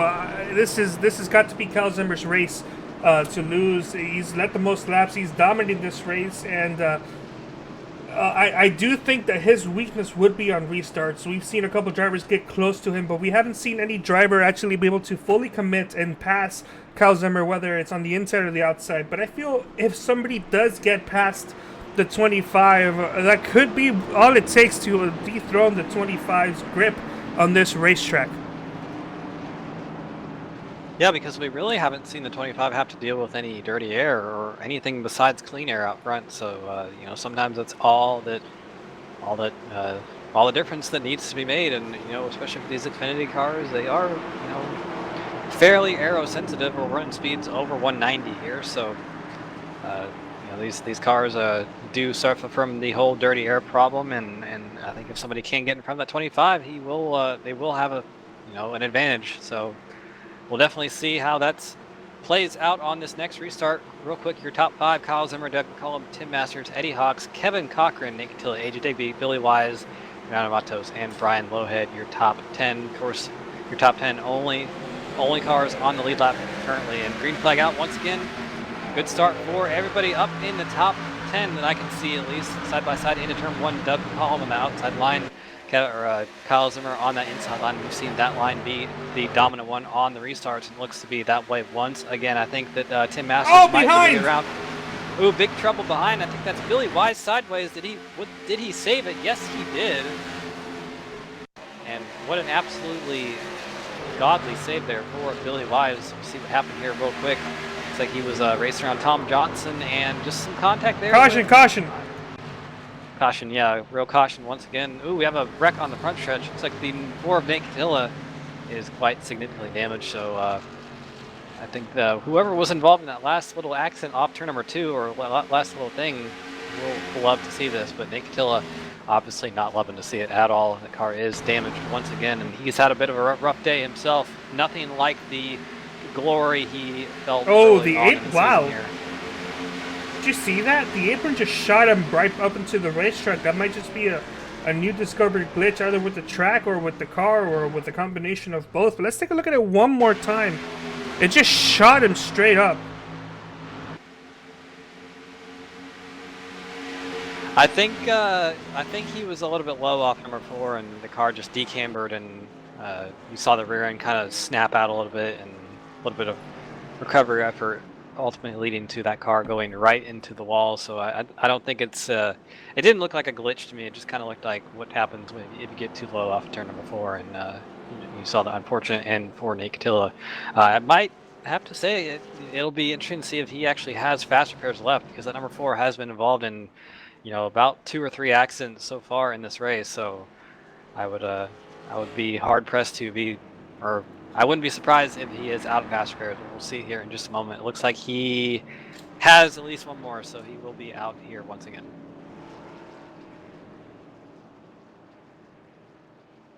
So, Carlos, I want to know, do you want to talk to somebody else real quick? We'll see if we can dial Maybe up. the 33 of Doug McCollum. He is the one driving for a championship playoff. Yeah, let's go ahead and bring him down here in the booth real quick and get a word with him. Doug McCollum, you got a copy real quick? Quick word for the 3-Wide TV booth? Yes, sir. All right, man. Well, how's your race going so far? Looks like you've been well up there in the top 3 for the majority of this race. Have a lot of speed in that car. How's it going for you? I love the outside line. A lot of these guys are running the inside line. I seem to be going faster on the outside. Yeah, definitely. We've heard a couple of drivers say that these new cars are somewhat different in the regard how they kind of drive. Is that something you've kind of felt up to this point? Oh yeah, you can run different lines in these. The older cars you couldn't. These cars seems to be, at least this track so far, we've been able to run different lines. Sounds pretty good. Well, not to bring up anything or anything like that, but you can get yourself into the playoff picture, I do believe, if you go out there and win this race, and you definitely put on a good show right there. So we appreciate you talking with us, and gonna wish you good luck, and definitely hope to talk to you again afterwards. All right, thank you, sir. Hopefully talk to you again.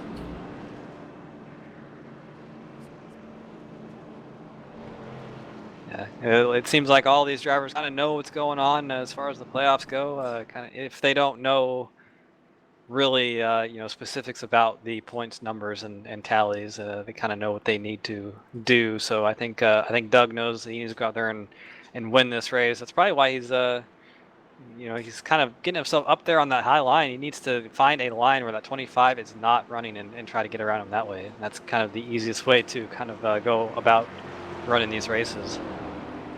All right. Well, I don't think this is gonna happen. But do you think anybody has anything to try to get the 25 on a restart?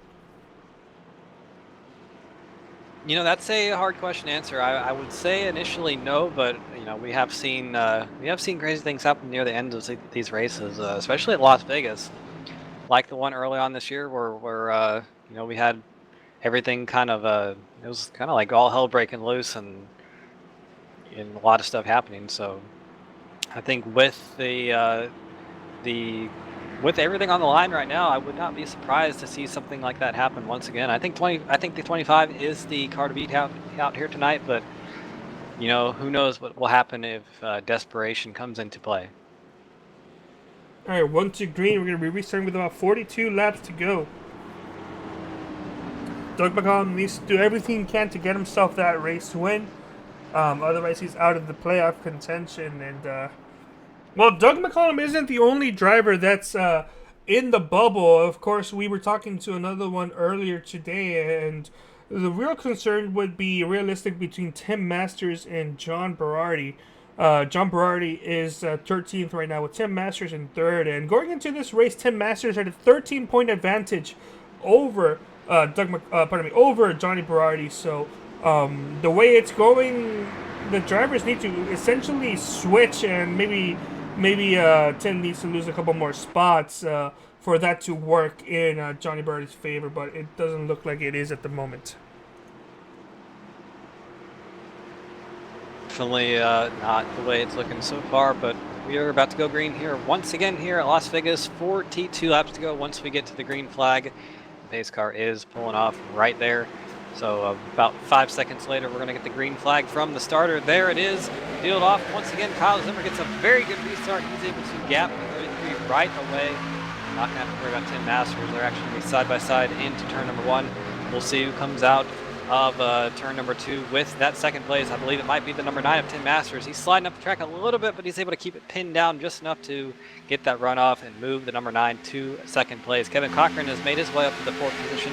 He's got a battle behind him between Eddie Hawks and AJ Digby. Haven't talked about AJ Digby in a few laps. He got a speeding penalty a few cautions ago and seemingly was trying to save some fuel or something, but he's decided to get himself back up into the battle for the top 5 spots on speed and see if he can make himself kind of known in this race again. We're on board with Nate Fatilla right here, seeing the battle in front of him unfold between Hawks and Digby. Not anywhere you can go as a driver, and he has someone to his outside. He has the number 20 of Dave Wilson, who we've seen have a rough race himself up to this point. So really not something you want to see as a driver, but Dave Wilson's still out there, still 1 lap down. He needs to get one more caution and not be involved in it to get himself back on the lead lap. It looks like Kyle Zimmer already at the front doing his whole pull away thing. He's already got about 7/10 or 5/10 of the lead on the number 9 of Tim Masters, and Masters looks like he might still be under fire from that number 33 of Doug McCollum for the time being. Yeah, just Kyle Zimmer's just pulling away at him. That would be the only thing I can think of that could stop this this domination from Kyle. Would be a restart, a botched restart, or a really good restart by somebody else.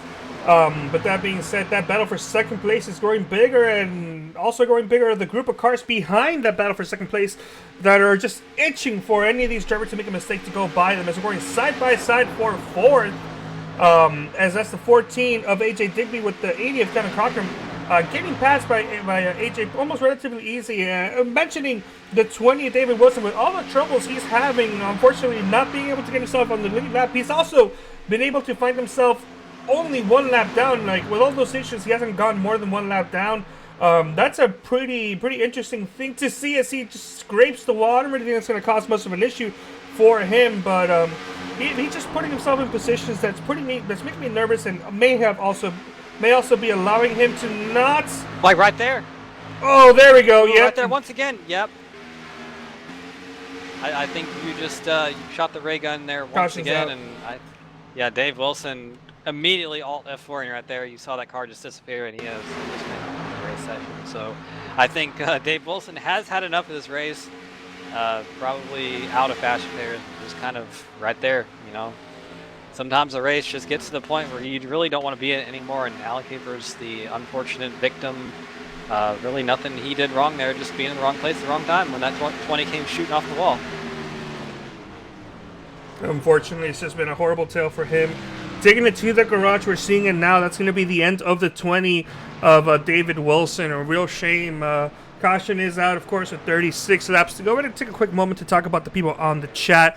We also have Will Wursler, one of recently big supporter of the SimPossible Racing League. Will Wursler also racing American Sim Racing Series and housed a team with Tanner Sharp here as well.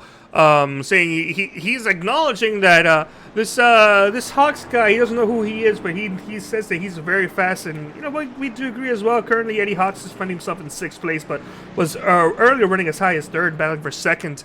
And also saying Dave Wilson to the Infield Care Center, talking about an incident that happened a couple of maybe more than a couple of laps ago. We also have Nikki Wursler, Will Wursler's wife, also coming in and cheering on for the 17 of Fernando Matos. So it's just great to see more people coming on, cheering these drivers going on. It may not mean much for you guys, but for the drivers and the family members and the people who are really invested in the league, it means a lot to everybody to see all the people cheering and showing their support for this series. And for us here up in the booth, Carlos, that's a lot more support for 3-Wide TV as well, so always cool to see that. Ooh, a huge miss of the pit stall by AJ Digby. He missed it by a country mile there and has to back up about in half a car length, and that's going to cost him a lot of time on that pit stop. It's a lot of time lost, and almost, I was pretty close between the 25 and the 33. Just a little bit more. The 33 would have been your new race leader as Oh, did he get a speeding penalty there? This could be it. The 25 is slowing down, letting others go by him on the outside line. The 25 may have just costed himself, it's a little bit too early to say he cost himself a race, but that's the first blemish that we've seen, the first crack on this, what would be the I don't even know anymore. I want to say Bell, but that doesn't seem right, although it is, I guess, American, but First crack in the armor. That's what I was trying to say. Not good for the 25. He's just going to go down pit road one more time. As we're just going to cut away back to the 33. Doug McCollum, currently the race leader. We also have Tim Masters, Nate Catilla in 3rd. You know what? How about we go on board and listen to Nate Catilla's on board with his crew chief? How does that sound? Yeah, we'll go ahead and do that once we go back green flag racing. Of course, and, yeah. We'll do that. It's always a treat to hear Wayne Lowe, Nate Catilla's spotter, very good at what he does, and makes me a little bit jealous that I have to deal with the robotic, idiot spotter on iRacing sometimes. But either way, it's a fun treat to listen to that. And I have to say, for Kyle Zimmer, you may have that. I have Chad and Earl. For Kyle Zimmer, though, something we hear on the real live NASCAR broadcast here and now and everywhere. This changes everything, because that number 25 now back in 11th place, maybe 12th. We'll see once we get back going green flag racing. But he has it all to do now, get himself back up into that lead, and that does put Doug McCollum at the front. And we know that he has to win, and we know that Tim Masters right behind him needs him not to win to keep his spot in the chase secure. So I think this is playing out to be a really interesting restart here, Carlos, and I'm really excited to see how it goes. All right, you know what? I know we just recently talked to Doug, but let's go back and I'll give a small chat with him and just get his initial reaction to what's going on, and now that he's finding himself in the race lead. Doug, are you there? Yes, sir. I know we just spoke recently, but Doug, what's your opinion now that you are finding yourself in the race lead with the 25 possibly having a speeding penalty, having to give up all those spots back in 11th? We'll just have to see. There's some fast guys in here. Tim behind me's fast, and I'm sure 25 will be back up here. We'll just have to see, buddy. All right. Well, thank you so much, Doug. We're gonna go ahead and let you concentrate as you are now back on 1 to go. All right. Thanks. All right. So that was our quick interview with 33 Doug McCollum. He's not letting it get to his head. He's still keeping himself grounded. He knows there are other fast guys around, so he just needs to make sure he dots his I's and crosses his T's. Yeah, I got it right. And doesn't make any mistakes. And he could find himself in victory lane and with a playoff ride next week. As we're going to go on board pretty soon. We're going to listen to the onboard of Nate Catilla. We're going to be quiet for a couple laps as they do their thing. And just every time I listen to the onboard of the 4, Nick and Taylor, it's just always a great thing, Cam. We'll be right back after a couple laps, and we'll review then.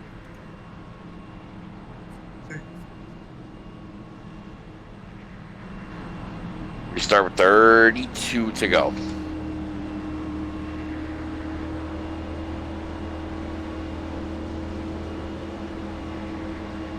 Pace car is off.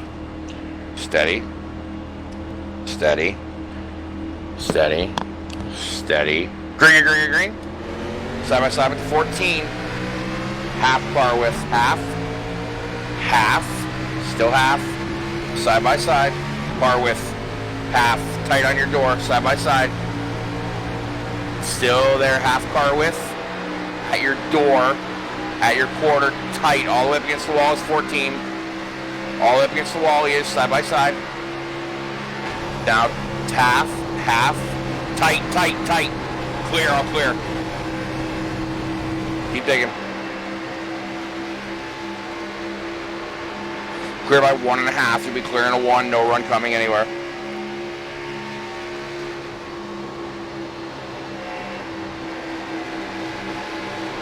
Clear by 2. Pull it away. You're all clear. You're not there. Here. All clear. Outside fender. Side by side with the 9. Tight on your quarter. Tight on your quarter. Still there. Tight on your quarter. Tight, tight, tight. Side by side. Car width part. Car width. Tight. Car width. Car width still. 14 on your bumper. You're clear. Clear of the 9. Clear all around. 14's gonna have a run low. Came up behind you. Right in your tire tracks. Now looking low. Inside of your quarter. Inside of your quarter. Half. Half on the white line is 14. On the white.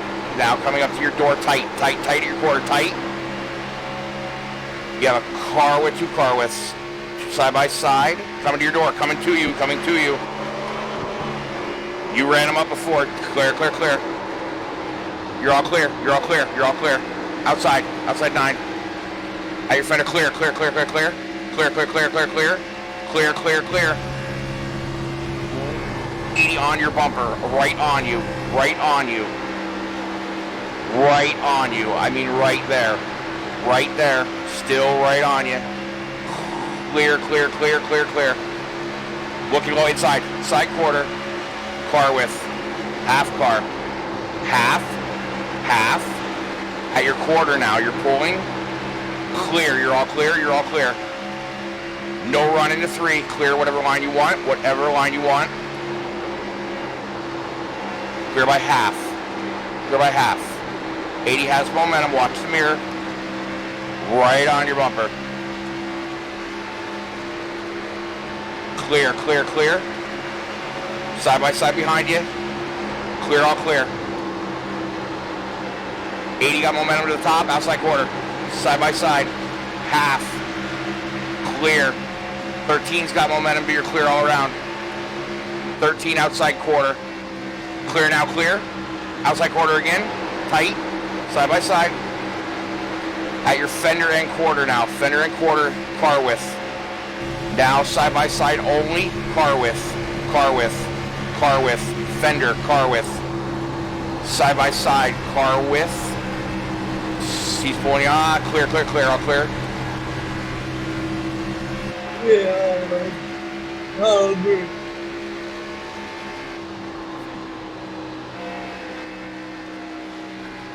A nice little several lap onboard run there from the number 4 of Nate Catilla here in his spotter, Wayne Lowe. And Carlos, I gotta say, that's a very good perspective for us viewers to have, or for the viewers to have, because that really kind of captures the intensity of what it is to race these cars side by side around at 180, 190 miles an hour. You can just feel the intensity in Wayne's voice there and kind of see how it translates to the driver's movements and everything. So it's a really good opportunity we have to show that here on 3Y TV. Yes, yeah, and something we also noticed, aside from the incident that the 4 had with the 14, they both saved those vehicles, so that's great. It looked like the 4 was going to get turned fully, and he just did a great job saving it. The 14 did a great job not coming back up.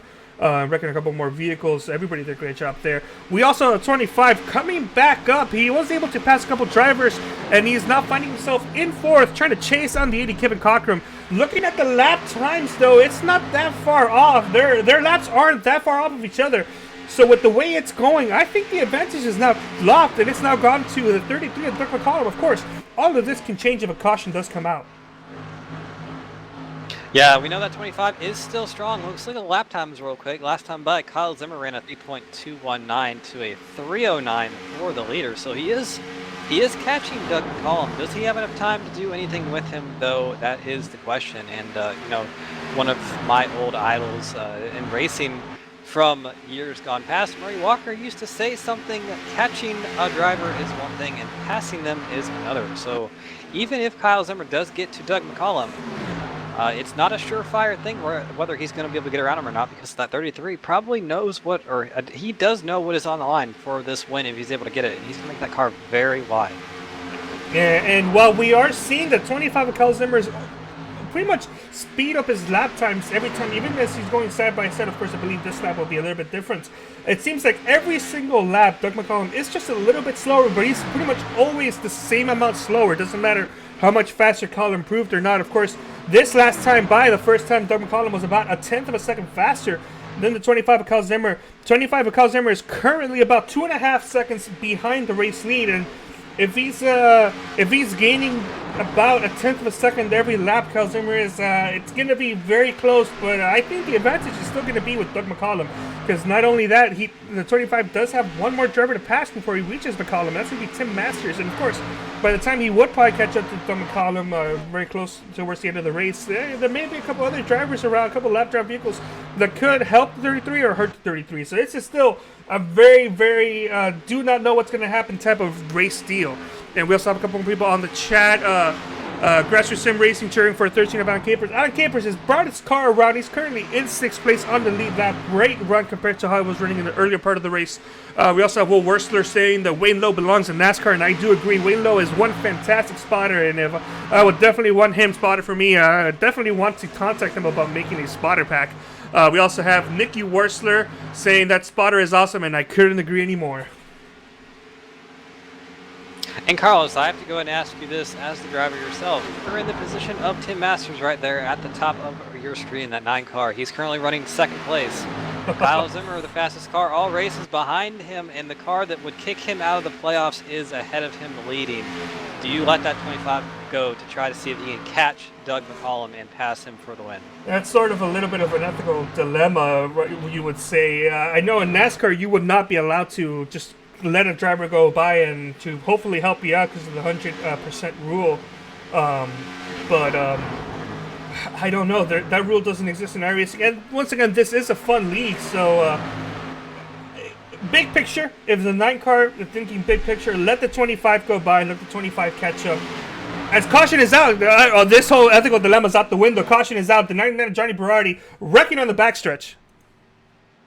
Yeah, so much for what we were talking about. Definitely that does change everything. That really does change everything, because now Kyle Zimmer is going to be right up back there in the hunt for the lead without having that 2 and change second gap to deal with. So we'll see what happened here outside of turn number 2. Looks like the 9 just got up in the wall a little bit too hard, and around she went hard in the inside wall. That's going to break a few pieces on that car, and then hard on the outside again. Front end gone, engine smoking. Oh, front end's back now. Of course. He's been working that voodoo. All right. That's an iRacing glitch right there. That front end was definitely gone, and then it was back again. But the engine definitely smoking there, and we all know smoking is bad for you, and it's really bad for you if you're an engine. So you don't want to see that. There's somebody right there out front of the lead without a front end. The one of Thomas Wise, 2 laps down, and not going to be getting one of those laps back. And I believe that's going to give the lucky dog to the 57 of Tom Johnson, because Johnny Berardi was the first car 1 lap down, but also was the caution. So we'll have to keep track on that. But we're going to be having, 12 or so laps to go, 12, 13 laps to go. Once these pit stops are done and we get back going green, are we going to see 2 tires here? I doubt it. I would not go with two tires. I don't know. Doug McCollum's been working it lately. He's been almost beating the 25 of Kyle Zimmer out pit road. Just do what you do, Doug, and he should be fine. Tim Masters, though, he definitely wants to get the lead right now. We're just gonna find out and see what's gonna happen if any of these drivers make any mistakes. Yeah, and for Tim Masters, he needs himself to win, or the 25, or really anyone else to win, except for the 33. The 33 is the last car he needs to win because that would knock him out of the playoffs and give Doug McCollum that final playoff spot. So definitely something we're going to be keeping track of for this final, or one of the last restarts off pit road. Looks like the battle was won by Doug McCollum pretty easily. Tim Masters getting shoved way out. Let's see, that's a penalty actually for the 9. I don't think it should be, but I'm not.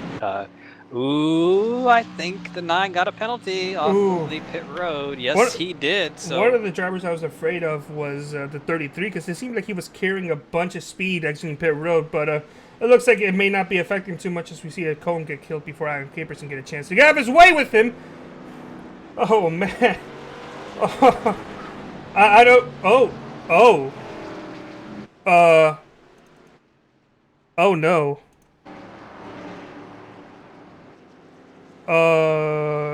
Is this me? Am I having issues? No, you are not having issues. The 33 is definitely not there right now, and it's weird. He's coming back very, very slowly. It seems like somebody was starting to download an episode on Netflix and decided to cancel that after Doug started to yell, saying, "No, please, no."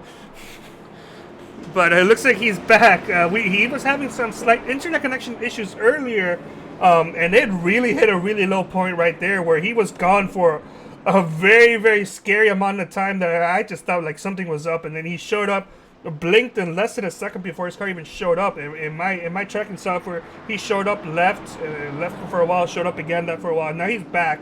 So that's good to know he's back. So right now he definitely doesn't want there to be any more cautions. He wants to get he wants to get the race lead without a doubt, and try to avoid getting anybody around him and avoid any cautions to just wrap this one quickly. Let his family download that episode of Netflix as Aaron Capers kills another cone, and then go celebrate a playoff berth. But at the moment, his connection seems to have stabilized, and there were a lot of things that happened there that almost half flapped. The 33 almost had something else to worry about. He almost made contact with, I don't remember who that was, but he almost made contact with the 14 as well, checking up to catch up to the pace car, and that scared me initially, man.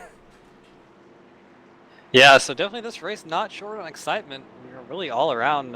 It's kind of flip-flop back and forth, and I was checking the entry page of this race. I recall his ping was up to 3,000 for a second there, so 3 whole seconds it was taken for those pings to do what they need to do, and in internet time that is pretty much a light year, and he was definitely not having some connection, or he was having some connection issues there. It looks like it is good, and we are good to go back to racing here in just a lap or so. 12 laps to go. Once we get back on green, those lights are off on the pace car, so this might be the final restart of the race. I would probably say it might not be as well. I think that's the more, I think I would put more money on it not being the final restart, because I think we are going to have one more caution at least in the next 12 laps of this race, but definitely, it is to be seen, and I think really it's going to be an exciting one, Carlos. I'm really excited to see how this plays out, especially with that 25 being back on the inside line right behind our leader right now, Doug McCollum. I think he's going to be very aggressive to try to get his lead back, and Tim Masters all the way back in the 12th position after getting that penalty. I think he's Kyle Zimmer's best friend right now, and he wants to see that 25 get back in the lead, or AJ Digby get the lead, because that would also net the same result for him. He just needs the number 33 to not win. So we'll be keeping track of those scenarios as we go green here in just a few moments' time. And I got to say, a lot of races up to this point. It's really, all these drivers are thinking about every single race. I believe like 26 or so that have happened so far, and it all really comes down to the next 12 laps whether they're going to be in the championship hunt or not. The pace car is in, and we're going to be going green flag right here. Green flag out once again. 12 laps to go here at Las Vegas. We have some stack ups in the back, but side by side for the lead right now with Doug McCollum and AJ Digby down into turn 1. Who's going to have the advantage? That bottom side has been great all day. Here comes Kyle Zimmer We know he's been the best car all night long. He's going to want to get himself back up into the lead, and he's fighting with AJ Digby for that second place, but still on the lead. Doug McCollum, he needs to win this race to get himself in the playoffs. Oh, wrecking behind! That.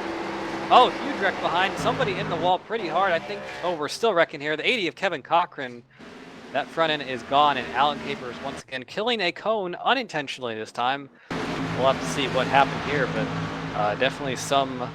Ooh, looks like the 80 just got loose in the center of the corner, and I think the wreck with Alan Capers was a little bit a secondary effect to that one. I think that happened after. But definitely something... Actually, yeah, those were two separate... Oh, the 14! Right there. Yeah, AJ Digby involved as well. Oh my goodness. A lot of... Okay, well... a lot of stuff happening there, and not a lot of good stuff either. Definitely AJ Digby and Alan Capers, Kevin Cochran all coming Oh, and the 4! on that. Nate Catilla involved as well. Wow, so that's 4 cars that all were at various points of being competitive in this race. Looks like they're going to have their chances severely diminished by that accident. Definitely AJ Digby having a bit of damage on his car. Billy Wise's rear end is also pretty heavily damaged as well, so I'm not sure if he was involved in that or not, but there's AJ Digby on pit road. Definitely going to come down and get that car fixed as well as everyone else, and, well, really... we're gonna have less than 10 laps to go at this next restart, and yeah, I'm not sure what to say at this point, Carlos. Well, I know who we haven't heard anybody talk to tonight. That's going to be the 88 of James DeFalk. Cam, how would you go? Why didn't you go have a word with him? Because I couldn't get that word out of my mouth. Yeah, well, we got him right here, James. You got a copy? Yeah, go ahead. All right, man. Well, you just heard our producer not being able to use his words correctly, so welcome to the SimPossible League. But either way, no, really, looks like you've had an up and down night yourself, James. You started the race pretty much one of the first few cautions without a front end, losing a couple laps, and now you find yourself in 4th position. Wow, pretty good recovery there, I'd have to say myself. How's the track been for you? How's the car felt and all that good stuff? These new cars are a joy to drive. You can run different lanes with them, and the tires doesn't seem to get nasty as quickly as they used to. Yeah, I got caught up here early. It took me about 90 laps to get back up here. Hope I can stay green. I think I got a shot. Yeah, absolutely. And we're coming down to the... I guess that last time by was 9 laps to go on this next restart. We'll probably have about 7 to go. How do you feel like with your chances? You're up here in the contention for the race win now, and we've seen a lot of the contenders drop by the wayside in the past couple cautions. You think you can go up there and take the win away from that 33 or 25, or maybe even the 45? It depends on the restart. What kind of restart? Sometimes I'm very, I'm lagging a little bit. I don't think I have anything for Kyle Zimmer or Doug McCollum, but I'd like to get a 3rd. That would do me pretty good. All right, man. Well, we should be getting 1 to go next time we come around, so we're gonna let you get back to what you're doing, and that's whatever that is. It's pretty well up in the 4th position, and wish you luck the rest of the race, and we definitely hope to talk to you again afterwards.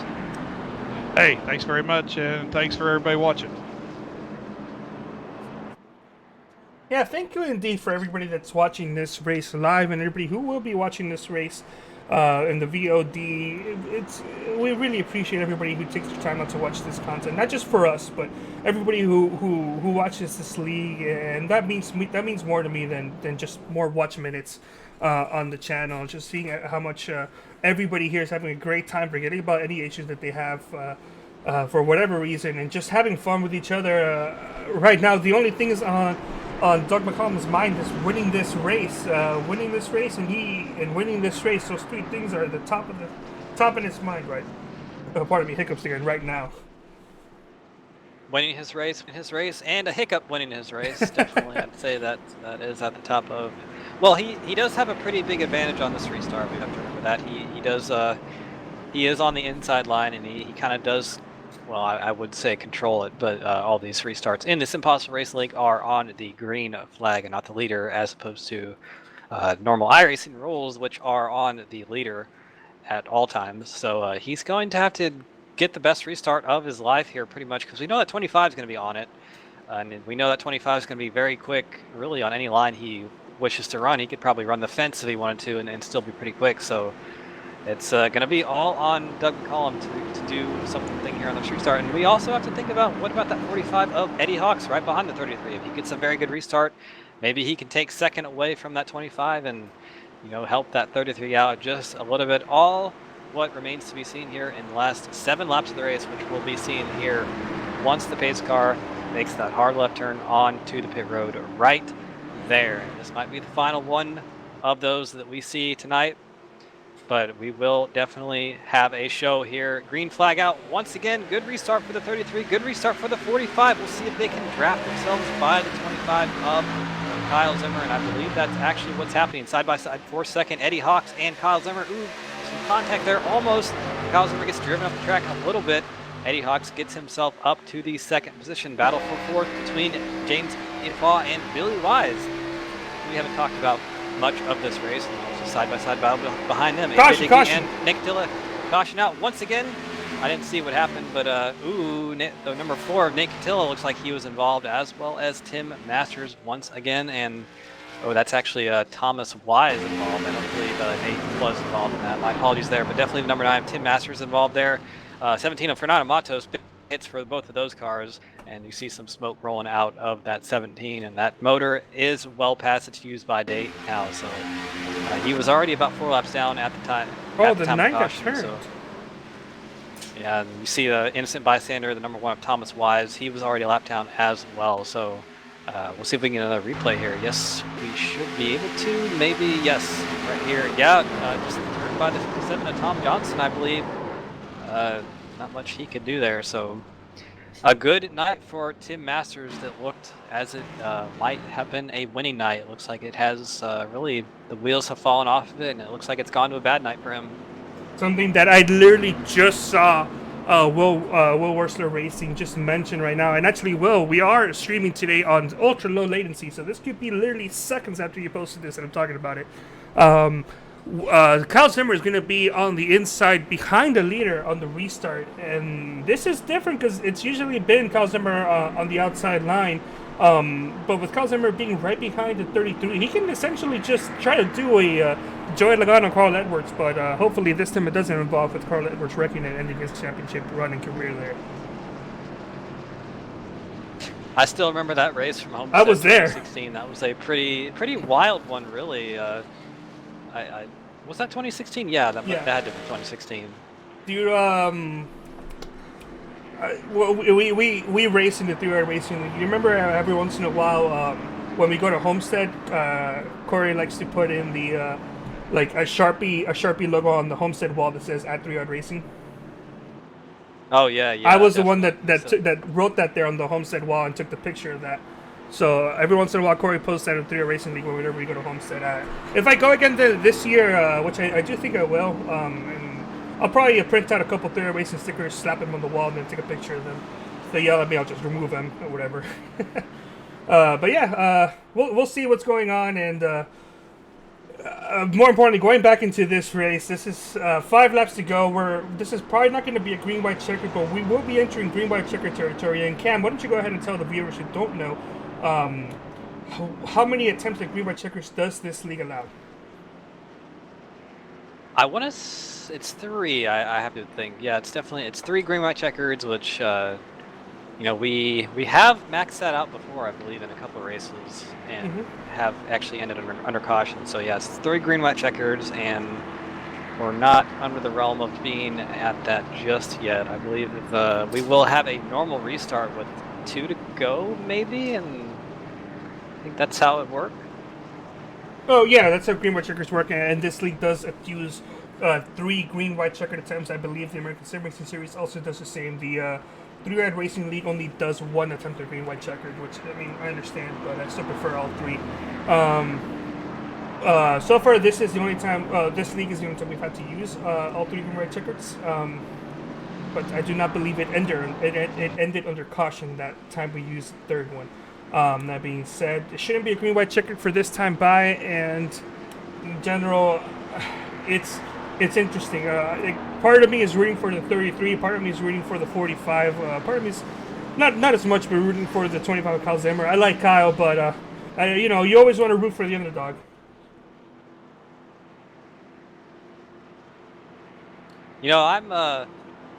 I'm pretty much rooting for whoever makes the most aggressive move here. I want to see something magical happen here on this restart. Some really,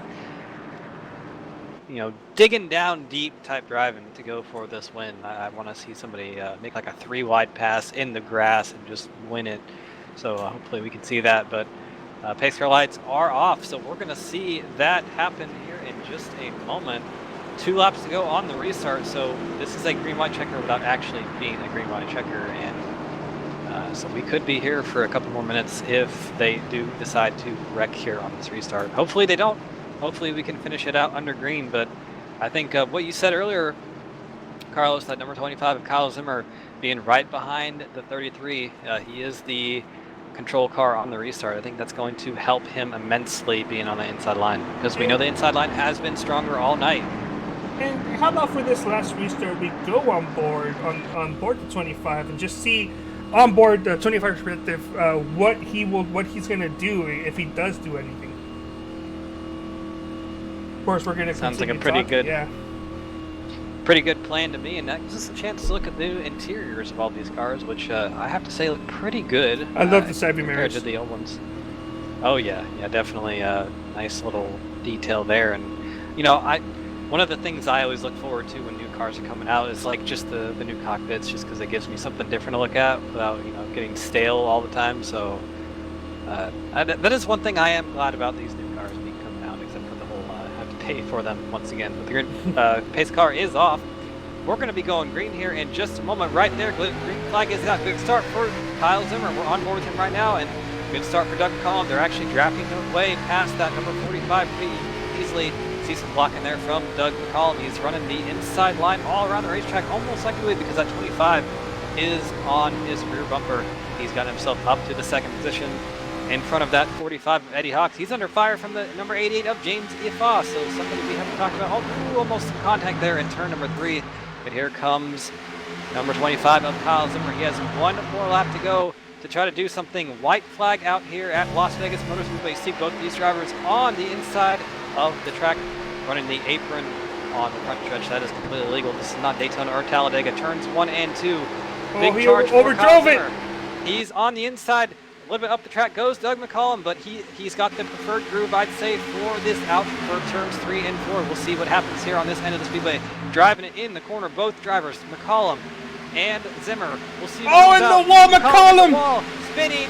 Kyle Zimmer's going to come across the line and win here at Las Vegas Motor Speedway with a last lap pass and have some other accidents on the front stretch. I see the number 9 of Tim Masters. His night has finally concluded with an accident and somebody else involved as well. Some other stack ups here, but wow.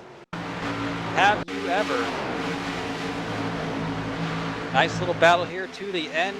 Turns 3 and 4. Doug McCollum on the outside line. Just a little bit too much beans, like you'd say, Carlos. And in the wall he went, through the grass, through the pit road. And that gave the win to Kyle Zimmer.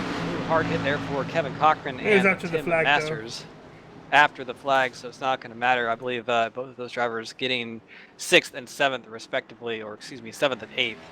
And out of all that, Kyle Zimmer notches another win on the season. To really, there's not a better way you can go into the playoffs now. Kyle Zimmer is going to be the points leader by quite a bit, coming in with another win. I believe that's his 5th win of the season. What a way to get it! Last corner of the last lap, doing what he needed to do, and you know what? That's kind of the Kyle Zimmer way. Whenever it seems like it's not going well for Kyle Zimmer, he always finds a way to get a good result out of it, and today it was a win. Unfortunately, we were trying to see if we can get a quick word with Doug, and understandably, he has refused to politely declined to talk with us tonight. And understandable, of course. We will see if we can get a word with him later on, maybe in the next race. Definitely drove one amazing race. Unfortunately, just allowed the 25 to get inside of him and push a little bit too hard into the corner. I've made that mistake before, even without immense pressure like that. So, giving the win to the 25 and allowing Tim Masters to come away with the final playoff spot. Of course, all of this is unofficial. We will not be able to get the final word unless, for some reason, Jeff Schmidt is able to give us that final confirmation. We're going to be waiting till after the broadcast is over. Once Jeff finally confirms everything, especially with all these issues that Dan Lisa is having with the new cars not showing up and everything. So it might take a while. So, of course, once we find out, we'll let you know however way we can. And, of course, you can always check the SimPossible Twitter and Facebook page to get your always up-to-date latest news. And while we kind of do that ourselves, we're going to let these drivers kind of have a moment to cool off and get their thoughts collected before we get some interviews with your winner, as well as second and third place right afterwards. So just hang tight, everybody. We'll be back here in just a moment.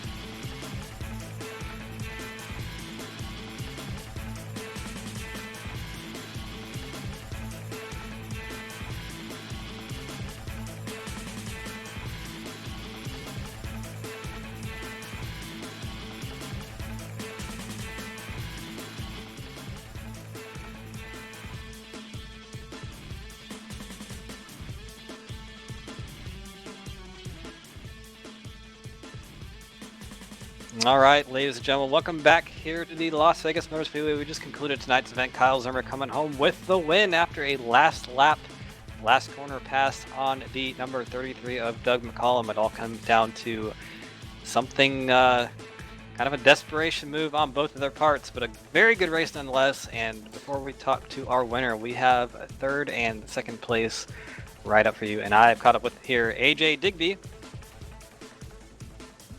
driver number 14. AJ, quick word for us real quick up in the booth. I'm not sure why I said it like that, but either way, you got a copy real quick? Yeah.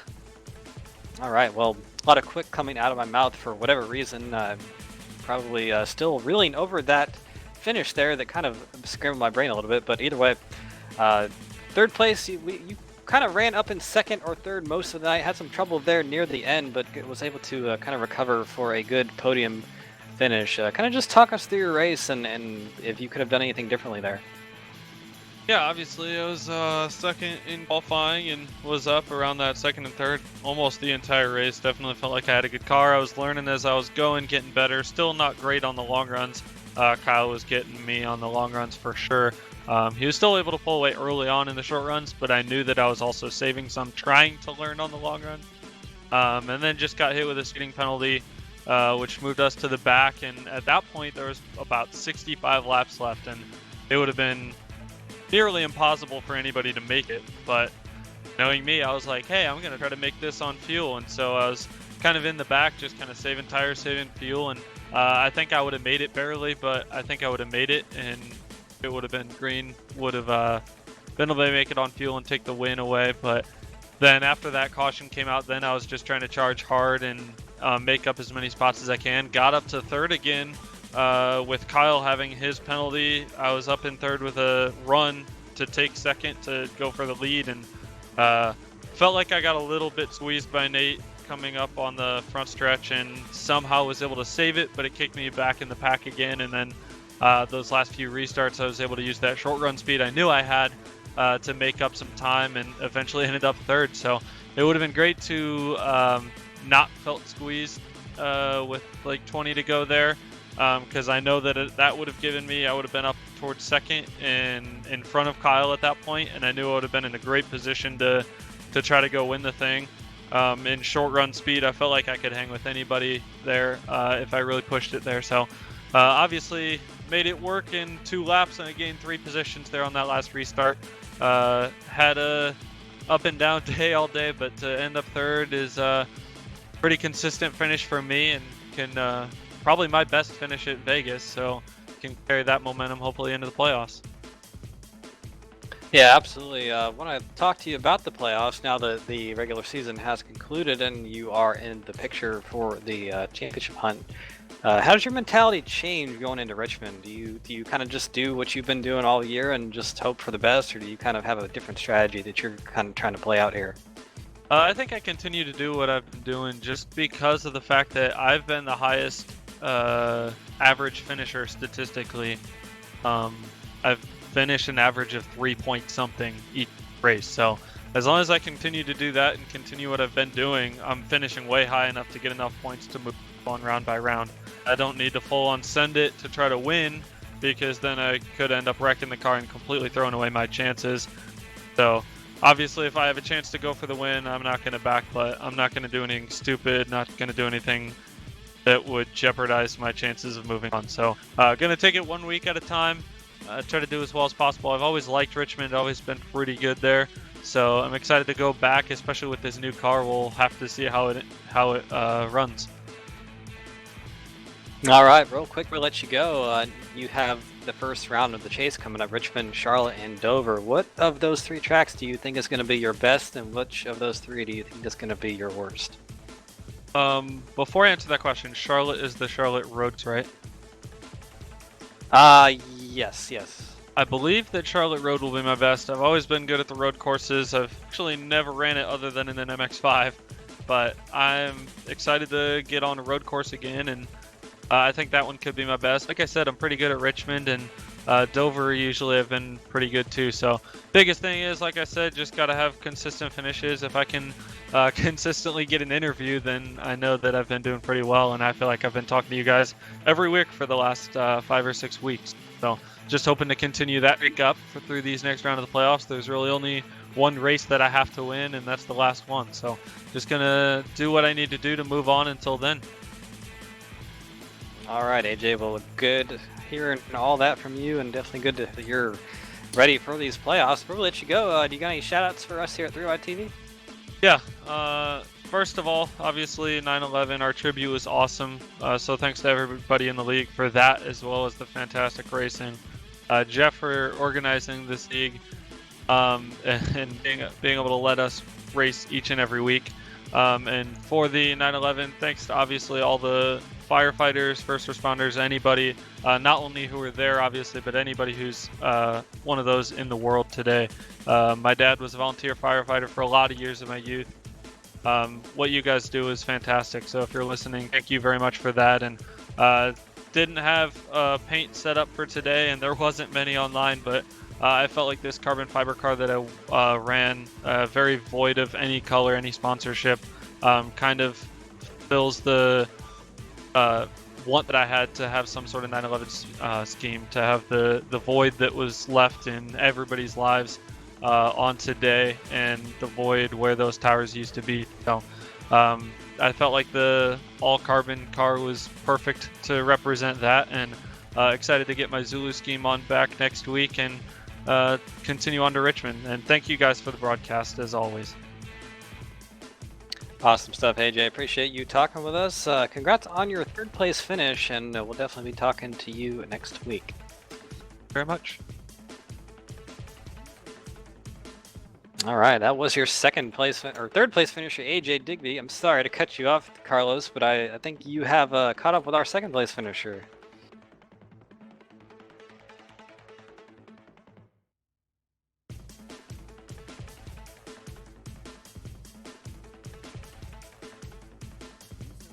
Yes, he is. He's right here.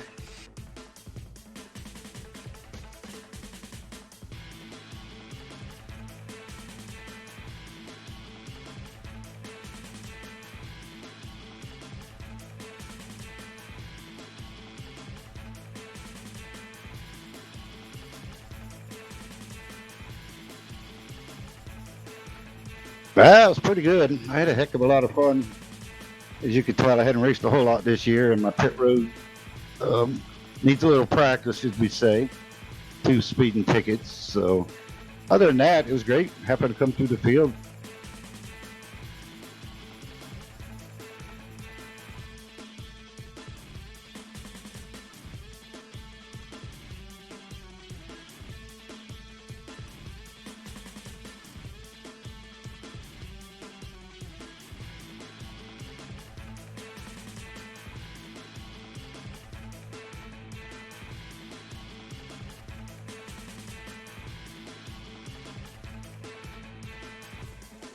Yeah, I didn't know he had to win to make playoffs.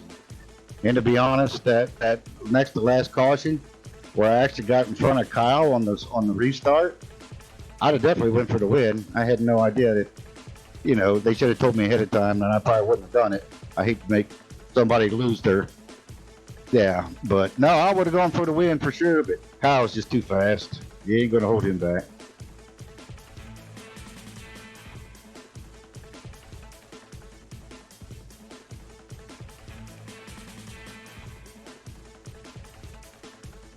Yeah, I love short track racing more than I like these 1.5 miles.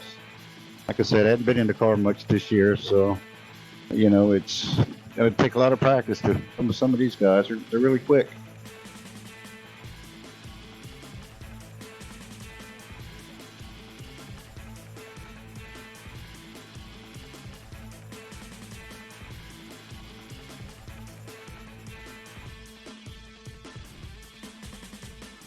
No, I mean the car got a lot looser, but the car for me it's a lot racier. It's easier to pass. Just to me, handles a little better. It's a little quicker, I think. Yeah, and that's it makes you drive it. Let's put it that way. After about 10, 12 laps, you got to start wheeling it.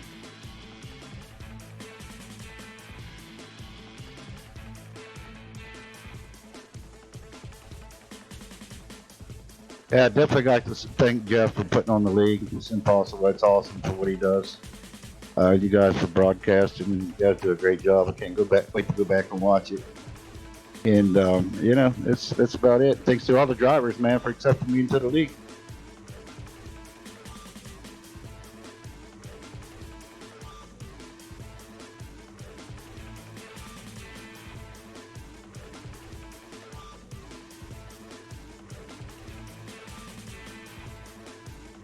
Yeah, like I said, I'm retired Air Force, so I just retired the year right before that, and yeah, it gets under your skin. I'm a big time hardcore U.S. patriot, so yeah, it's think about it just about every day. I had friends that got killed in the terror bombing that was in my squadron, so I've seen a lot of it.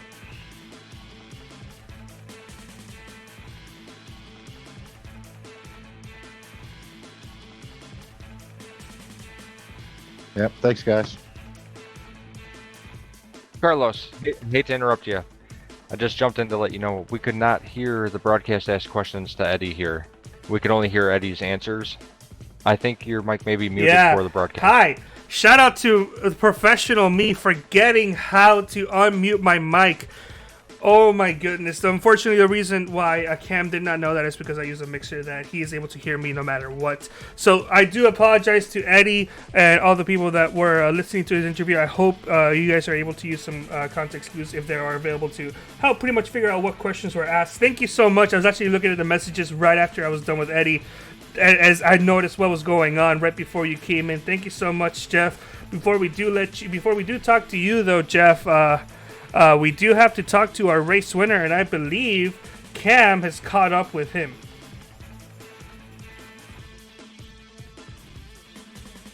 All right, yeah, I got him here, Mr. Winner himself, Mr. Winner Chicken Dinner. I have definitely taken that from elsewhere, but Kyle Zimmer, your 5th win of the season, I believe. You looked almost unstoppable out there tonight. Got a speeding penalty or whatever kind of penalty on pit road. Got yourself in the back, and through some methodical trickery or whatever you do in that car, you were able to get yourself back up into position, and well, here you are with another win on the season. Just kind of take us through your race for a little bit from the start to finish and kind of everything that went through your mind. Yeah, That was crazy race. First 100 lap, I was nearly unstoppable. But then I had a penalty.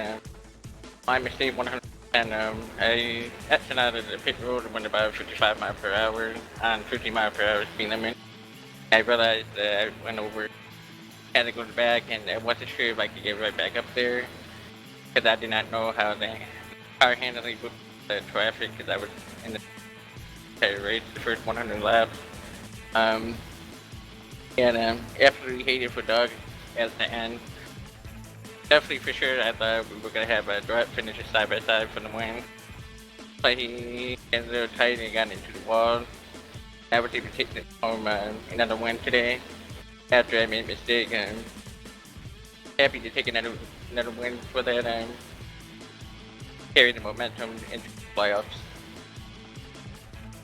Yeah, speaking of the playoffs, next week we do go to a track that you have had success at before, and I believe that you said you really like it. Richmond, my home track, so I love the place. Do you think you can kind of get yourself a win right off the bat next week and cement yourself into the next round? Yeah, Richmond, I'm definitely excited about it because I have been really strong in that track. I won earlier and back in May.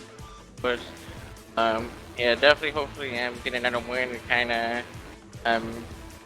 not get less stress for for upcoming tracks of road course we have in Carter. So I definitely would try to get good points day at least next week. That's what my goal is. It's definitely time to try to minimize the mistakes and all that. So that's what I'm good at. One last question regarding tonight. We heard from a lot of drivers that the new Xfinity cars are a little bit different than the old ones. They drive a little bit differently. Most of them actually said that in a positive light. Did you feel any difference with the new cars versus the old ones? And kind of what did you feel throughout the race?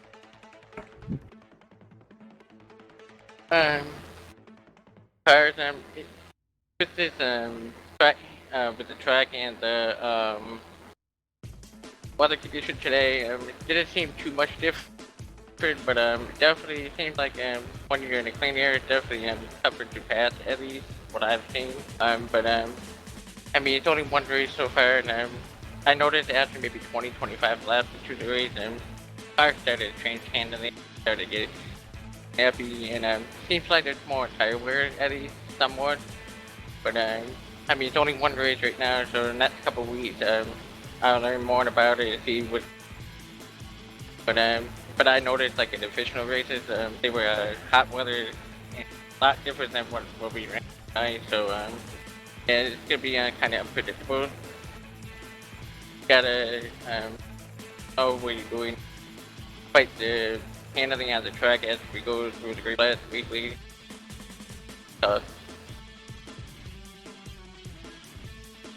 All right, well, appreciate you talking with us. Congrats on another win on the season. Definitely going into the playoffs with a lot of momentum on your number 25 machine.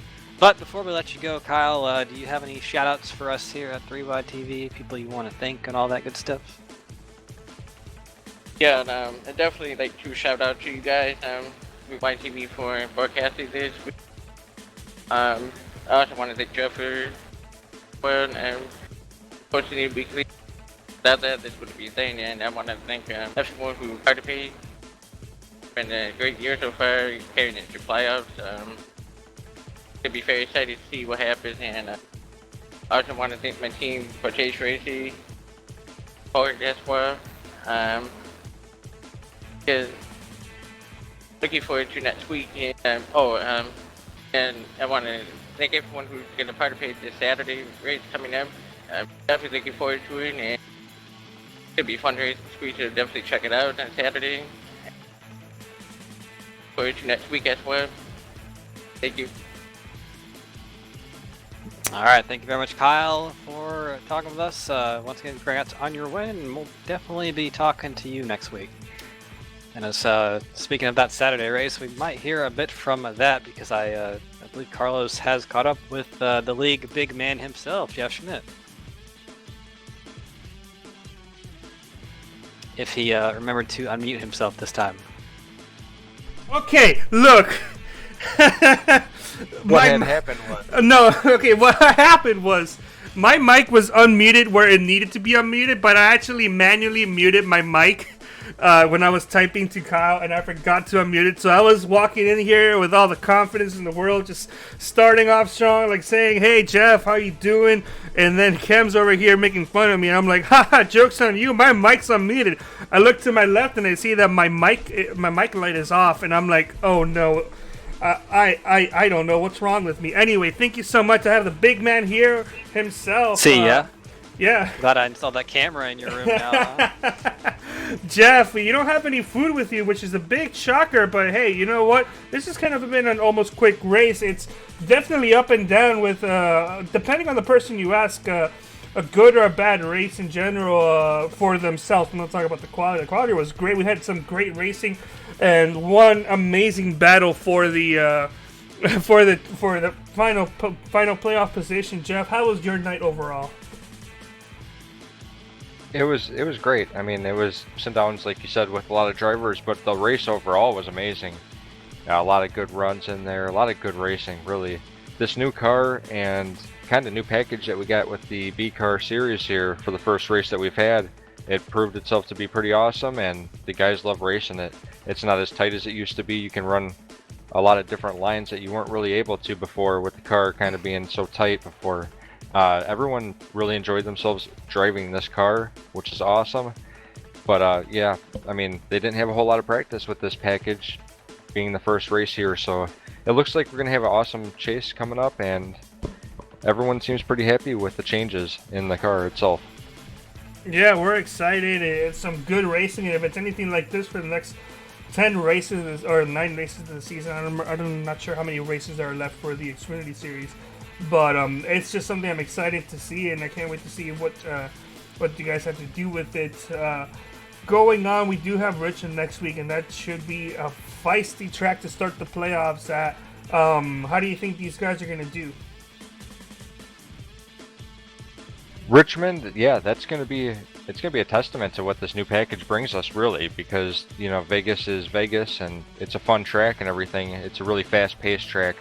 Richmond is very line dependent, and it's a lot different. You got to really be on your P's and Q's there to not hit that wall, and it's going to be a lot more throttle control there. So it's going to be interesting for sure. It's going to be a learning curve, I'd imagine. It's probably going to be about what the A car used to feel like, which is pretty cool. It's going to be a lot of fun. Probably will have to be easy on eggs at the corner. Again, I haven't tested it yet. I'm looking forward to, but I could imagine it's going to be a heck of a race. That's true. Anyway, moving on outside of the league, kind of in general, and even before next Wednesday's race, you got a special event happening on Saturday. What is it? That would be the SimPossible Racing League 500. The SimPossible 500. 500 miles at Daytona International Speedway, Saturday the 14th at 12 p.m. Eastern. That's when practice will start. 1 p.m. Eastern will be the race start. Looking super forward to it, man. We got a lot of awesome prizes to give out. The whole event really is for the drivers in SimPossible Racing League to try to raise money for them to be able to buy things that we need in the league to help them out and to keep this thing going. Of course, every penny that goes into it goes towards the drivers and everything. We really just want to help out as much as we can. It's been a blast this last year with SimPossible Racing League, and it's growing so big. I mean, my goodness, it's been a lot of work, don't get me wrong, but it's been worth it 100% because these guys are so amazing and their talents are out of this world. It's such an awesome thing, and I'm very proud of everyone. But September 14th, Saturday, mark your calendars, watch this event. 3Y TV will be broadcasting it. It's going to be really awesome. It's going to be an endurance race pretty much for a lot of these guys, 500 miles in the Cup car. You know, it could go about 3.5, 4 hours, so we'll see what happens. It's going to be really cool, man. That's great to hear. Thank you so much, Jeff. Before we do let you go, though, do you have any shout-outs you need to give out? Yeah, of course, all the drivers in the league, of course, their families for helping them out, you guys for broadcasting. It's an amazing show, and I can't wait to watch it myself tonight. Got to thank everyone that's donated. either products or monetary values to SimPossible Racing League for this event coming up here. Got to thank everyone for your donation and the companies that donated products to give away for the winners of that event. So yeah, just really proud of the league and proud of everyone that watches us, everyone that supports us outside of, you know, where we might not be able to see always, but we do see you out there. We really appreciate it. We really do. Just, it's been an amazing thing. We can't wait to see what we can make of it. All right, thank you so much, Jeff. And I believe that's going to pretty much do it for us tonight, Cam, except for one last thing we got to take care of, and that's going to be the final results. I lost my train of thought because for a part of me, I couldn't remember, Jeff, if I asked you if you gave any shout-outs, but I did, and I was like, okay. You did. But yeah. I did one more thing, though. Oh, go ahead. I'm glad that you butted in there to where I had an opportunity to butt in with you.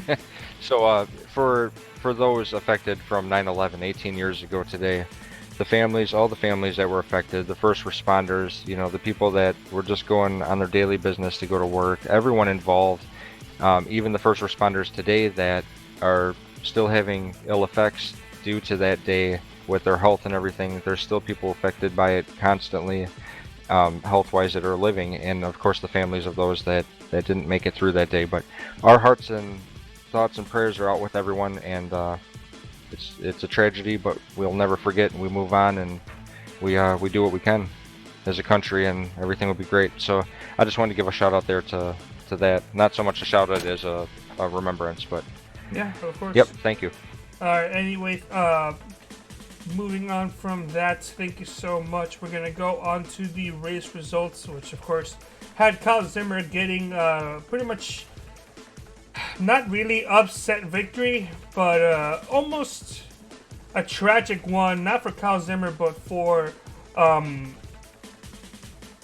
am blanking right now, but Doug McCollum. Doug McCollum, there we go. Yes, I'm shutting down at the moment. Doug McCollum needed to win the race and ended up finishing 11th. So Kyle Zimmer gets the win. Eddie Hawks finishing a strong second. AJ Digby in third with James Safa in fourth. Nick Catello will be finishing fifth with Billy Wise sixth. Kevin Cochran will be finishing seventh. Tim Master will get the final, unofficially will get the final playoff spot. Alan Capers will be finishing ninth. Tom Johnson will be finishing 10th. In the heartbreak story of the race right here, Doug McCollum finishing in 11th. Looked like he had the win all the way until turn 4 of the last lap. Flipped too much beans and got himself in the wall. Brian Lowhead coming home in 12th. Johnny Berardi was not able to get himself into the playoff contention. He's going to come home in 13th. Thomas Wise coming home in 14th. Fernando Matos had some issues there midway through the race, had to disconnect and come back in, and was never able to get those laps back. And then the two Protege racing cars, that's hard for me to say. Protege racing cars that did not actually end up winning. Dave Wilson and Christopher Burge, the two Canadians, having some issues. Dave Wilson, a very uncharacteristic race himself, really did not look like he ever had a handle on the car tonight, coming home in 16th, and Chris Burge, some prior commitments, coming home in 17th place. Still in the playoffs though, so no harm, no foul. Of course. Yes, before, just one last thing, Jeff, any chance we have official word, or will we have to wait till after the broadcast at the moment? Sorry. For the top 12 finishers going into the chase? Yes. Yes, I will be posting them very soon. Okay. I just want to make sure to have everything correct and in order. No problem. Thank you so much. Like I said, all of what we were speculated is, of course, unofficial. Once any official word gets out, it'll be shared across social media. So once again, thank you so much. Cam, do you have anything you want to say before we wrap up tonight's broadcast?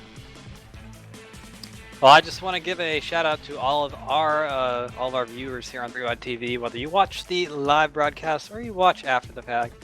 All of our chatters, and I want to thank Thomas Morris from OCR TV for these graphics that allow us to show you these pretty things each and every week, of course, and I believe Sim TV for the cameras, Kyle Heyer and Finian DeCunha. You guys are awesome, and we love you, and all that good stuff. But hope everybody watching has a good night, and remember everybody lost on September 11th. All the 3,000 some people that did not get to spend the 12th of September with their families, or anyone that was not able to do that after the fact. So that's what really this is all about. So all you guys, take it easy tonight, and we'll see you again sometime, I believe, next week. Yes. Thank you so much.